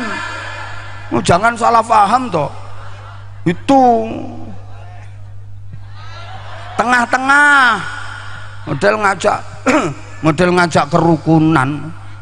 Negara nggak harus disestempel Islam, yang penting warga masyarakatnya bebas menjalankan ibadah sesuai dengan keyakinannya, dilindungi undang-undang tanpa harus mengagamakan undang-undang. Ini Pancasila.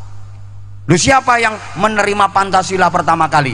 Ternyata yang menerima Pancasila pertama kali itu bukan ormas-ormas yang mengklaim dirinya paling modern, paling islami. Ndak, yang menerima Pancasila pertama kali itu adalah kiai, para santri, kaum sarungan, bukan kaum celonoan. Ayo gak terima ngadeg ngono lho. Kaum sarungan yang menerima pertama. Lu sapa sing ngrubah sila pertama berdasarkan piagam Jakarta, ketuhanan dengan kewajiban menjalankan syariat Islam bagi pemeluk-pemeluknya. Lagi para kiai ini yang bermusyawarah, jangan seperti ini. Kasihan saudara kita yang beragama lain, mereka juga ikut berjuang memerdekakan Indonesia kok. Lah kalau ini kan hanya untuk umat Islam, diganti tapi nilai dan esensi Islamnya tetap menonjol. diganti yang sederhana, ketuhanan yang Maha Esa. Jangan dibilang ini enggak agamis. Ketuhanan yang Maha Esa itu la ilaha illallah. Ketuhanan yang Maha Esa itu qul huwallahu ahad. Makanya terus tak gawe qul huwaile. Kae, halo. Ngono. Nah, udah. Dari sisi agama kita juga tengah-tengah. Kita itu ndak ekstrim tapi nggak terlalu lunak, nggak terlalu longgar. Umatnya Nabi Isa itu ekstrim. Umatnya Nabi Musa terlalu longgar. Kita umatnya Kanjeng Nabi Muhammad tengah-tengah. Contoh urusan nikah. Urusan nikah, kalau umatnya Nabi Isa seumur hidup hanya boleh nikah sekali sampai mati, nggak boleh nikah lebih dari 1 kali. Dan misalnya ada laki perempuan pagi nikah, sore suaminya mati, ini si perempuan menjanda seumur hidup, nggak boleh nikah lagi. Bingung, oh ngapa ngop ambek dikebuti loh. Laki perempuan pagi nikah, malam si istri meninggal, ini lakinya wajib menduda seumur hidup, gak boleh nikah lagi. Ya bingung kok nang barangnya pola ra karuan iki diuklek-uklek apa ditutuki, gak bingung. Lah kalau umatnya Nabi Musa soal nikah bebas sak kuate, kuat 10 rabi 10, kuat 50 entuk rabi 50, kuat 100 entuk rabi 100, los. Itu umatnya Nabi Musa sak kuate. Lah sampean rabi 100 ya remek sampean, wong siji wis sayek-sayek ngono sampean. Kalau kita umatnya Muhammad nikah itu boleh 1, boleh lebih dari 1, tapi dibatasi paling banyak 4. No, 4 kurang rabio jaran.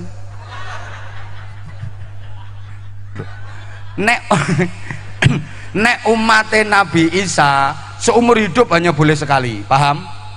Paham? Nek umatnya Nabi Musa bebas sak kuate sak akeh-akeh.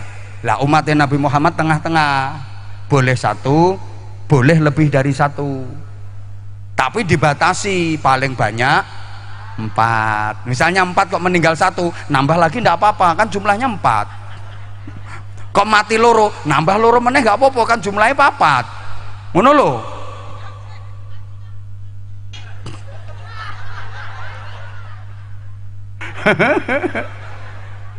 Ya ini wes lagi umatnya Nabi Isa itu ekstrim. Sowan kiai ndak boleh bawa apa-apa, haram. Jadi umatnya Nabi Isa itu misalnya sowan ke rumah kiai bawa buah, haram, ndak boleh. Bawa parcel buah tangan, haram, ndak boleh. Ngamplopi kiai ndak boleh, haram. Haram. Iki aku gak setuju. Pokoknya aku nggak setuju ini. Sehingga kiai zaman Nabi Isa itu melarat-melarat, miskin-miskin. Lah umat yang mau sowan kiainya itu nggak boleh bawa gula, bawa kopi, haram, nggak boleh bawa apa-apa, nggak boleh bawa gula, kopi, buah, nggak boleh bawa amplopan, nggak boleh. Sehingga kiai di zaman Nabi Isa itu miskin-miskin semua. Aku nggak setuju, sekali lagi aku nggak setuju. Dan ya memang Nabi yang paling miskin itu bukan Nabi Ayub. Nabi paling miskin itu Nabi Isa. Rumah nggak punya, istri nggak punya, apalagi anak, keluarga nggak punya. Hidupnya itu masih al-masih, ngembara terus, yang dimakan itu ya dedaunan, buah-buahan. Paling miskin itu Nabi Isa. Makanya innallaha yahtajju bi Isa 'alal fuqara. Besok di hari kiamat Allah akan bikin hujah, bikin dalil dengan Nabi Isa untuk orang-orang miskin. Hei orang Dumeling, kenapa kamu nggak tahajud? Kenapa kamu nggak puasa Senin Kemis? Saya miskin ya Allah, saya sibuk kerja. Miskin mana kamu dibanding Isa? Isa itu paling miskin tapi tetap aja ibadah. Ngono sumben. Jadi kiai di zaman Nabi Isa itu melarat. Ngundang kiai suruh ceramah nggak boleh disangoni, haram, gak setuju aku.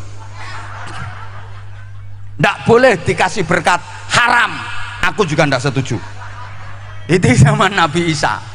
Zaman Nabi Isa. Kalau umatnya Nabi Musa sowan ke dalamnya kiai, wajib bawa oleh-oleh, gula, kopi, buah, wajib ngasih amplopan. Nah kalau ini aku setuju.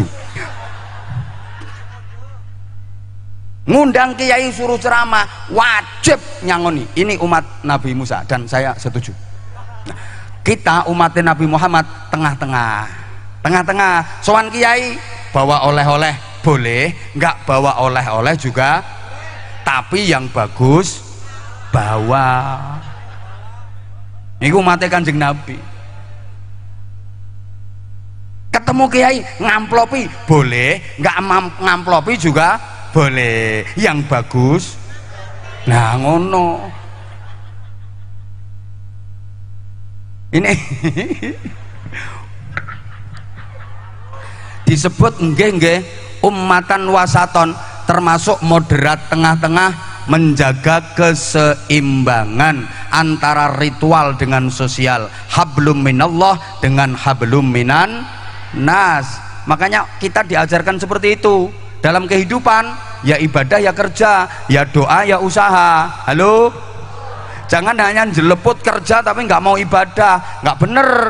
Ibadah tok, doa tok, nggak mau kerja, nggak bener. Allah ya Karim, paham pora ya iki tidak ngomongin iki.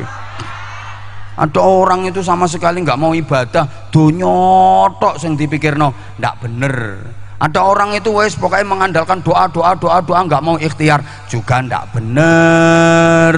Ya Allah, wong pengen jadi dokter kok silo karo muter tasbih wer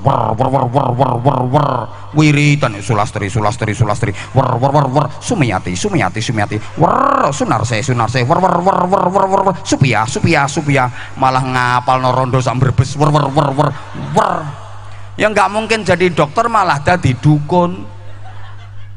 Masa ada bapak-bapak pengen punya anak, istrinya nggak pernah diapa-apain, tiap malam difatihai toh, istrinya wis jebablah lumah-lumah, dideketin terus dibuka perutnya seret, ya Allah semoga istriku hamil, Al-Fatihah, a'udzubillahi minasyaitonir walau dolin, sebel wetenge terus ditinggal ngalih, besok juga gitu lagi. Istrinya wis matang-matang, mudah-mudahan hamil ya Allah, Al-Fatihah. Ya enggak hamil Pak, Fatihah iya Fatihah, tapi harus sambil dieker-eker Pak. Ngono, Fatihah tok dak.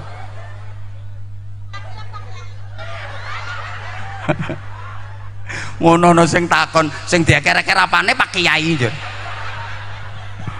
Oh rika bingung nenyong. Allahumma sholli ala Muhammad. Halo, maka yang penting takwa sehingga ibadah itu sesuai profesi.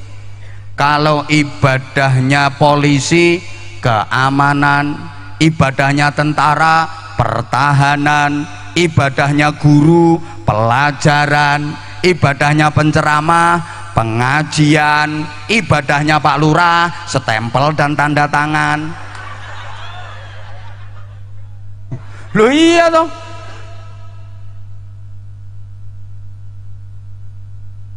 Lah kalau kamu utangnya banyak, ibadahnya apa? Kerja keras nyari duit biar bisa bayar utang, gitu loh. Wong utangnya banyak nggak mau kerja keras, ke masjid setiap waktu. Lunas ndak utangnya? Lunas nek gelem nyolongi kota amal. Gregetne. Ibadahnya orang kaya apa? Nyumbang. Ayo banter wonge ben krungu. Ibadahe wong sugih iku, nah iki sing buanter mesti melarat e. Pengen entuk sumbangan. Wong sugih iku ibadahe bukan doa, nyumbang. Gitu loh. Halo? Aku pernah ada tamu itu orang kaya raya, mobilnya harganya 7 miliar. Itu terus ajak keliling pondok. Pas lagi bangun asrama untuk tahfidzul Quran, itu dia langsung ngomong, ini bangun lagi Pak Kiai. Iya Bapak, untuk tempat tahfidzul Quran. Ya saya doakan mudah-mudahan segera selesai. Langsung tak omongi wonge, aku gak perlu dongamu, aku gitu. Aku nggak butuh doamu. Lah dikira tak ajak keliling jalan-jalan itu tak mintai doa apa? Orang kaya kok ibadah doa itu ngerusak hadis itu. Ya jelas ngerusak hadis. Sing doa itu wa da'watul fuqara. Jangan lupa qiwamud dunya bi arbaati asya'in. Bi ilmil ulama. Oh, ibadahnya ulama itu pakai ilmu, intisyarul ilmu. Bi adlil umara. Keadilannya para pemimpin. Ibadahnya pemimpin pejabat itu keadilan, kebijakan. No. Bisa khawatil agniya. Lah ibadahe wong sugih ku nyumbang. Wong sugih kok ndonga ngerusak hadis. Bagian donga bidakwatil fuqara, dongane sing melarat-melarat ngono kae. Ya iki ya melarat padha ae. Ki dongane sing ngene-ngene iki. Lah wong sugih kok ibadahe ndonga ngerusak hadis. Makanya orang kaya itu kalau zikir jangan ya sami'u ya basir, ya sami'u ya basir, ya sami'u ya basir. Bukan, wiridannya orang kaya itu ya semenu ya pasir, ya semenu ya pasir. Ya semenu ya pasir, ya besi ya koral, ya pintu ya jendela, ya keramik, ya marmer, ya rekening, ya transfer. Oh no. Lah sing bagian kiai, kiai itu ya mbah yai iki ya Allah ya Rahman ya Rahim ya Rahman ya Rahim ya Sami'u ya Basir ya Sami'u ya Basir ya Hadi ya Alimu ya Khabiru ya Mubin. Ini mbah yai, nanti lama-lama ya dana ya dana ya dana ya dana ya dana ya dana ya dana ya dana ya dana dana bangun masjid kentekan semen ya dana ya dana ya dana. Udah ya dana kok dana nggak datang-datang, ganti wiridannya ya nasib ya nasib ya nasib. Makanya misalnya ya rapat mau bangun masjid 20 orang kok kiai semua, mau bangun masjid yang rapat 20 orang kiai semua, yakin nggak bakal jadi sampai kiamat kurang rong dino ora dadi. Sitoke wiridan, sitoke mutus tasbih, sijine buka tafsir, sijine golek takbir. Ya enggak jadi. Lah terus makanya maksud saya gini. Jadi yo akhirat yo dunya ngono lho Bu, maksud saya. Ingat Allah penting, ingat anak istri juga. Ayo to nyaut, eling Allah. Eling anak bojo no ngono, ngitung tasbih, ngitung utang, baca Quran, baca catatan utang. Sampeyan baca Qurannya seminggu khatam, seminggu khatam, seminggu khatam, tapi catatan utang ndak dibaca, ketolak ibadahnya. Oh, ada orang yang kayak gitu, zikirnya mantap, la ilallah, la ilah illallah, la ilallah, la ilah illallah, la ilah illallah, tapi punya hutang nggak bayar. Wonten apa mboten? Wonge teko. Nah, aku ngerti. Saiki wonge nganggo kudung pink.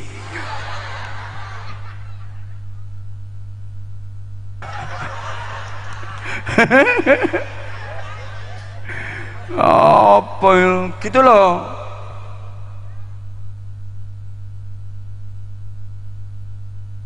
Ya udah wes jam 12 yang terakhir syukur kok durung ae. Rumahmu mana? Omahmu ndi? Engko tak ampiri tak ceritani dhewe wae. Kok ngaji kok gak oleh rampung ya. Umumnya ceramah itu 1 jam. Ini aku udah 1,5 jam lewat ini.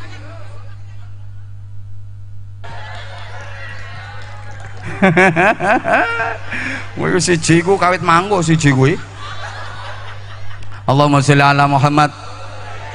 Alhamdulillah kita dikaruniai Allah petunjuk hidup berupa kitab suci yang terbaik namanya Al-Qur'an, undang-undang dan peraturan hidup, SOP, standar operasional prosedural dalam kehidupan kita.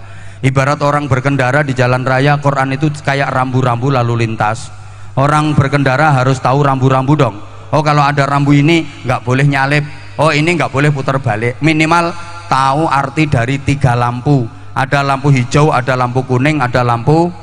Umat Islam harus ngerti lampu hijau, lampu kuning, lampu merah. Lampu hijau perintah, halal, jalan. lampu kuning perhatian dan peringatan, syubhat, hati-hati dan waspada. Lampu merah larangan, haram, stop. Sekarang banyak orang yang nggak ngerti rambu-rambu, udah tahu itu lampu merah diterobos, kejar sama polisi, kena prit, minggir, ditanya, nggak tahu ya kamu kalau lampu merah? Tahu pak. Kok diterobos? Ya nggak tahu kalau ada bapak. Kalau tahu ada bapak yang nggak tak terobos pak. Nggak pakai helm kamu ya? Pak, saya ini orang Dumeleng pak, kepala saya lebih keras daripada helm pak. Dumeleng dilawan. Udah tahu itu larangan, ya diterjang aja. Ini namanya kan orang yang nggak tahu rambu-rambu. Lampu kuning, awas ya, itu perhatian, hati-hati dan waspada, itu syubhat. Persiapan, hati-hati, muser neng perapatan. Giliran lampu hijau itu perintah, nggak jalan-jalan. Sampai kendaraan belakang itu klaksonnya tot, nggak jalan-jalan. Udah ngerti kalau itu lampu hijau. Allahu Akbar, Allahu Akbar. Gak enak ya gak laris lambemu. Udah tahu kan itu lampu hijau perintah, kenapa nggak jalan ke masjid? Udah tahu kok. As-salatu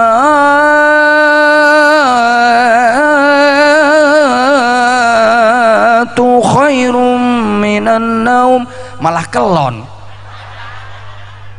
Ada yang kayak gitu, ini orangnya pakai jilbab hitam.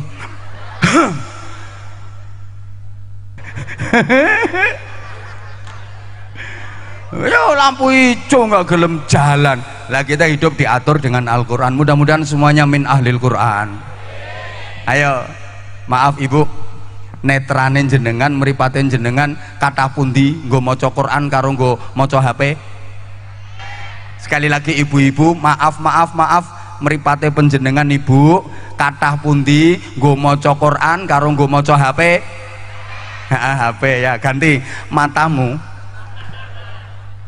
lebih bahasa Indonesia kok ya, matamu itu lebih banyak mana untuk ngelihat tulisan Quran sama mentelengi HP? Ya udah, besok di akhirat minta syafaatnya HP. Ini kita, maka sudah jam 12 lewat. Saya sebenarnya berat mau ninggalin kamu, aku udah terlanjur sayang sama kamu. Hidup menyakitkan tanpa hadirnya seorang kekasih. Cukup sekian dan terima kasih. Tanpa kekasih hidup terasa hampa. Terima kasih dan sampai jumpa. Kalau ada sumur di ladang, bolehlah kita menumpang mandi. Kalau ceramah saya dianggap kurang panjang, silahkan diundang lagi. Apa? Sarung? Ya itu ibu yang kudung pink. Sini tak kasih sarung. Ayo, mana mic? Mana mic? Aku minta mic. Nah.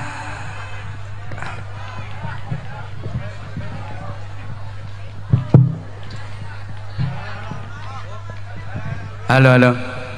Ayo ini. Udah di bawah aja nggak apa-apa ibu. Ayo salam dulu ibu. Assalamualaikum warahmatullahi wabarakatuh. Waalaikumsalam warahmatullahi wabarakatuh. Ibu namanya siapa? Ibu Tarsini. Bu Tarsini. Alamat rumahnya? Losari. Losari. Dari sini kira-kira berapa kilo? Ya panjang lah Pak Yai. Jauh. Ya panjang, itu kira-kira berapa? Ya sekitar gitu 50-an. Soalnya perbatasan Jawa Barat. Oh, perbatasan Jawa Barat? Iya. Ibu kesini sama siapa? Sama teman-teman. Rombongan? Iya. Naik sama, apa? Naik odong-odong. Naik odong-odong dari perbatasan iya. Jawa Barat? Ada 50 kilo? Ya ada lah, lebih. Ya. Iya lebih. Datang ke sini jam berapa? Habis Isya. Kok tahu kalau di sini ada pengajian Abah Hanza? Ya tahu dari YouTube. Oh, dari YouTube taunya. Dari tadi aku perhatiin ibu itu semangat banget. Ya iyalah, penggemarnya Pak Haji Anwar. Oh, jauh-jauh dibelain ke sini karena penggemar aku. Iya. Udah lama ngefans sama aku? Ya udah lama. Mulai kapan? Ya kalau di TikTok itu ya dikasih bersolawat itu anak-anak saya lihat sama Kiai Anwar. Terus tadi kok semangat banget? Ya ilah yung pennya Kiai Anwar. Terus kalau sekarang tak panggil terus bisa sedekat ini sama aku, rasanya gimana? Astagfirullahaladzim, subhanallah, ya Allah. Kok malah istighfar tuh Bu? Saking gantengnya ketemu. Jangan fitnah. Enggak lah, saya ini enggak fitnah. Janji. Ngerayu. Kayak sandiwara bang. Ngerayu. Mboten Pak Yai, mboten ngerayu. Orang kayak gini dibilang ganteng itu Ya, ngelihatnya ganteng dari soalnya mana? Pak Yai, duitnya banyak. Oh, jadi karena kok tahu kalau duitnya banyak? Kok tahu kalau duitnya banyak? Ya katanya Pak Yai kan orangnya itu kalau dipanggil uangnya banyak, paling larang kan? Enggak murahan. Kalau pengen murah ya suamimu suruh ceramah. Enggak lah. Ibu putranya berapa? 2. Anaknya 2. Iya. Cowok cewek? Cowok sama cewek. Cowok sama cewek. Udah nikah belum putranya? Yang satu sudah, yang satu kuliah Kuliahnya di mana? di IAIN. Oh di IAIN. Masya Allah, subhanallah. Top. Ayahnya kerjanya apa ibu? Tani tambak. Oh tani tambak. Masya Allah, sugih berarti. Boten, tambaknya olin rawong, olin nyewa. Oh tambaknya nyewa. Iya. Ya nggak apa-apa tuh, yang penting halal. Ya iya, Nyatanya amin. bisa nguliain anak. Amin, amin ya Allah. Didongakna Pak Yai, Allah indah lulus. Anaknya sudah ada di kaya uang ya Allah. Ya insya Allah anaknya dadi wong. Gak bakal dadi pedet. Anaknya dadi wong. Dongakna si Pak Yai indah lulus ya Allah. Masya Allah. Amin ya Allah, amin. Apa yang bikin ibu seneng sama ceramah Abah Anza? Soalnya ya Pak Yai itu murah, ngasih karena itu apa sih? Apa sarung? Ngerayu lagi. Enggak, soalnya saya sudah tahu dari Bukan, Losari itu. maksudnya yang bikin seneng dari ceramah. Kocakannya. Kocakannya? Ya Berarti- itulah apa sih wajah sering kayak gitu. Oh berarti ibu suka dikocakin. Iya seneng kalau ada kiai yang ceramah kayak gitu, saya seneng banget Pak Yai. Ya meskipun kocakan tapi harus diambil ilmunya dong ibu. Iya ya semua itu. Loh yang satu ini itu. ada apa ini? Hah?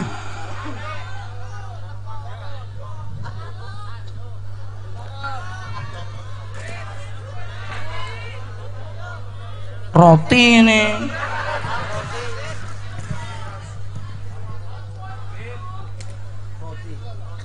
Ada tambahan roti. Ibu mau roti? Ya mau. Jamaahnya banyak, rotinya harus banyak lah. Iya. Nanti mampir ke pabriknya ya. Ngeyel ya. Odong-odongnya tadi bayar berapa? 350. Satu orang? Satu odong-odong. Satu odong-odong isinya berapa orang? Isinya 17, 16. Berarti satu orangnya bayar berapa? Saya 25. Ya nanti tak kasih gantinya 25.000. Temenan. Wah, jangan 25 sih Pak Kiai. Terus berapa? Ya sama itu harga ondong-ondongnya aja 700. Ya udah, sekarang ibu nyanyi apa sholawatan? Bisa nyanyi lagu Sunda? Enggak bisa, orang Jawa masa Sunda. Oh orang Sunda ya, lagu ngapak, lagu ngapak. Tarlingan. Tarlingan, ayo. Sedikit aja ya. Ya dikit-dikit aja nggak apa-apa, ayo. Ayo. Ayo yang lain diam. Namanya siapa tadi? Ibu Tarsi. Putar sini. Ayo nyanyi. Apa sih? Bersolawat. Enggak, itu tadi aku sholawatan sumum kok. Enggak. Enggak, bukan taringan. Tarlingan. Heeh. Yang lain diam.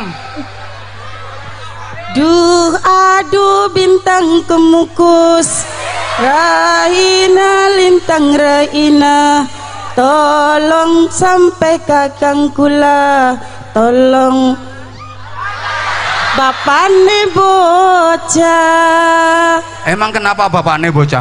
Yang lagi ning Taiwan dadike kok. Oh, bapaknya bocah ning Taiwan. Iya, dadike kan salam untuk bintang. Oh, salam untuk bintang berarti jablay. Iya, kok nyala menak kok. Oke, ceritane LDR. Iya. Oh, bapaknya nang Taiwan. Boten. Ya kok jare njaluke lagu Dermayuan. Nah, iya itu tadi. Iya. Gambarannya kan kayak gitu. Lintang Rahina. Lintang Rahina. Ayo, lanjut. Ya wis Udah sekarang ganti sholawat, ayo. Allahumma fir li dunubi wali walidaya warkam huma kama robbaya ni sogiro. Amin, itu doa. Aku minta sholawat. Sholawat. Ya itu Allahumma gfirli itu doa. Bagus, sudah diamini. Sekarang sholawat. Ya Allah, sholawat lah. Ayo sholawat sekarang. Ya sholawat ya banyak toh, ayo. Sholawat. Allahumma salli wa sallim ala sayyidina Muhammadin ajada ma fi ilmillah imsalatan daimatan idami mulkillahi salatan kamilatan bidaromi mulkillahi. Sing penting beletat, enggak masalah. Gemeter, Pak Yai. Mungkin lesannya salah tapi hatinya kan tetap Iya, sholawat. semangat ya. Semangat, iya, semangat. Wis Pak Yai lah wis gendeng. Ya udah, ya nyong wes ya nyonge Rika. Njaluk sarung apa ora? Ya njaluk sarung, njaluk roti. Jadi panai duit. Sarungnya cap apa? Cap mangga. Oh, cap mangga. Mana sarungnya? Nah, ini. Nah, itu sarungnya pegang. Sarung mangga. Ayo kata-kata untuk sarung mangga. Ayo. Sarung mangga kanggo anak muda. Ya, sarung aku sih kepriben. Lah iya terus kepriben. Iya. Sarung mangga, sarungnya dipakai, mangganya diemplok. Kayak apa gitu? Ayo, sarung mangga. Sarung mangga, sarungnya para santri. Aku apa? Lo Pak Yai sih wis gemeter. Gemeter kok cerewet banget ya. Layong semangat ya ndeleng Kiai Anwar Jahid. Sing Losari, prapap pisan kanggo Mas Said, Babul Mustafa. Misalnya saya ngaji lagi di daerah sekitar sini, Berangkat insya Allah. tadi pamit gak sama suami? Ya pamit, bapaknya isun anak Anwar Jahid. Kasih sing ning TikTok sing nai sarung bocah cilik, mana mangkat Bu RT. Ya, Terus bapaknya nang di bapaknya orang bapaknya makat balongan. Balongan. Iya. Nang tambak. Nggih. Masya Allah. Ya stop. Nih rotinya. Sing aku sih Pak Yai. Telu. Telur kayak ndak ketepak Yai. Hah? Telur. Telur apa roti nih? Telur. Bentar. Tak buka ke.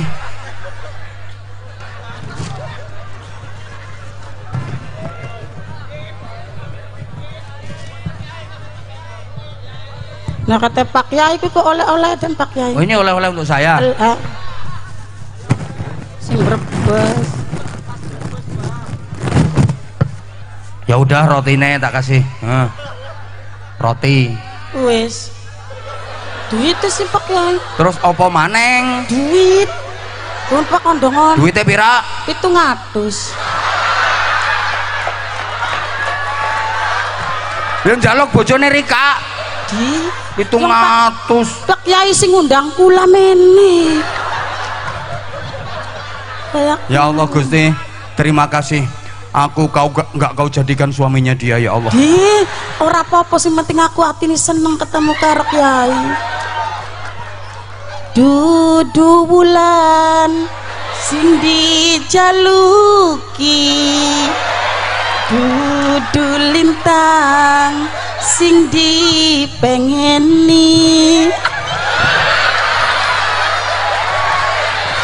Apa Terima. Kang Anwar belim tresna sun pasrah jiwaran raga. Kanggo jamaah bersolawat losari prapagelor. Terima kasih.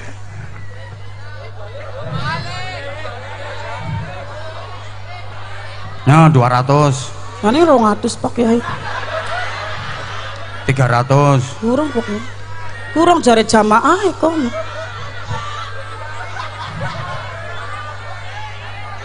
400. Mana sih Pak Yai? Wes. Tobat kayak kue Pak Yai. Arening jam. Terima kasih Sukron. Sama-sama Ibu. Tepuk tangan untuk Bu Tarsini. Subhanallah. Wah luar biasa keren, ternyata suaranya nggak salah, saya pilih dia ya. Dari sekian yang hadir ternyata kita disusupi mak lampir.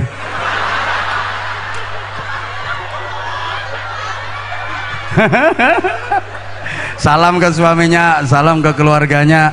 Ini udah jam 12:30, saya dengan berat hati mohon maaf. Mudah-mudahan maslahah manfaah barokah semuanya. Al-Fatihah. A'udzubillahi minasyaitonirrajim. Bismillahirrahmanirrahim. Alhamdulillahi rabbil alamin arrahmanir rahim maliki yaumiddin. Iyyaka na'budu wa iyyaka nasta'in. Ihdinas siratal mustaqim. Siratal ladzina an'amta 'alaihim ghairil maghdubi 'alaihim waladdallin. Rabbighfirli wa liwalidayya wa lil mu'minina amin ya rabbal alamin. Allahumma shalli 'ala sayidina Muhammadin wa 'ala alihi wa sallim. Wa radiyallahu tabaraka wa ta'ala an kulli sahabati rasulillahi ajma'in walhamdulillahi rabbil alamin. Allahumma ja'al jam'ana jam'an marhuma wa silatana silatan mubarakah wa tafarruqana min ba'dihi tafarruqan ma'asuma.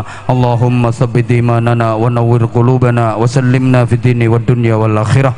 Allahumma inna nas'aluka husnal mahabbah wa husnal mutaba'ah li nabiyyina wa habibina wa syafi'ina wa qurrati a'yunina Muhammadin sallallahu alaihi wasallam fi aqwalihi wa af'alihi wa ahwalihi bi rahmatika ya arhamar rahimin.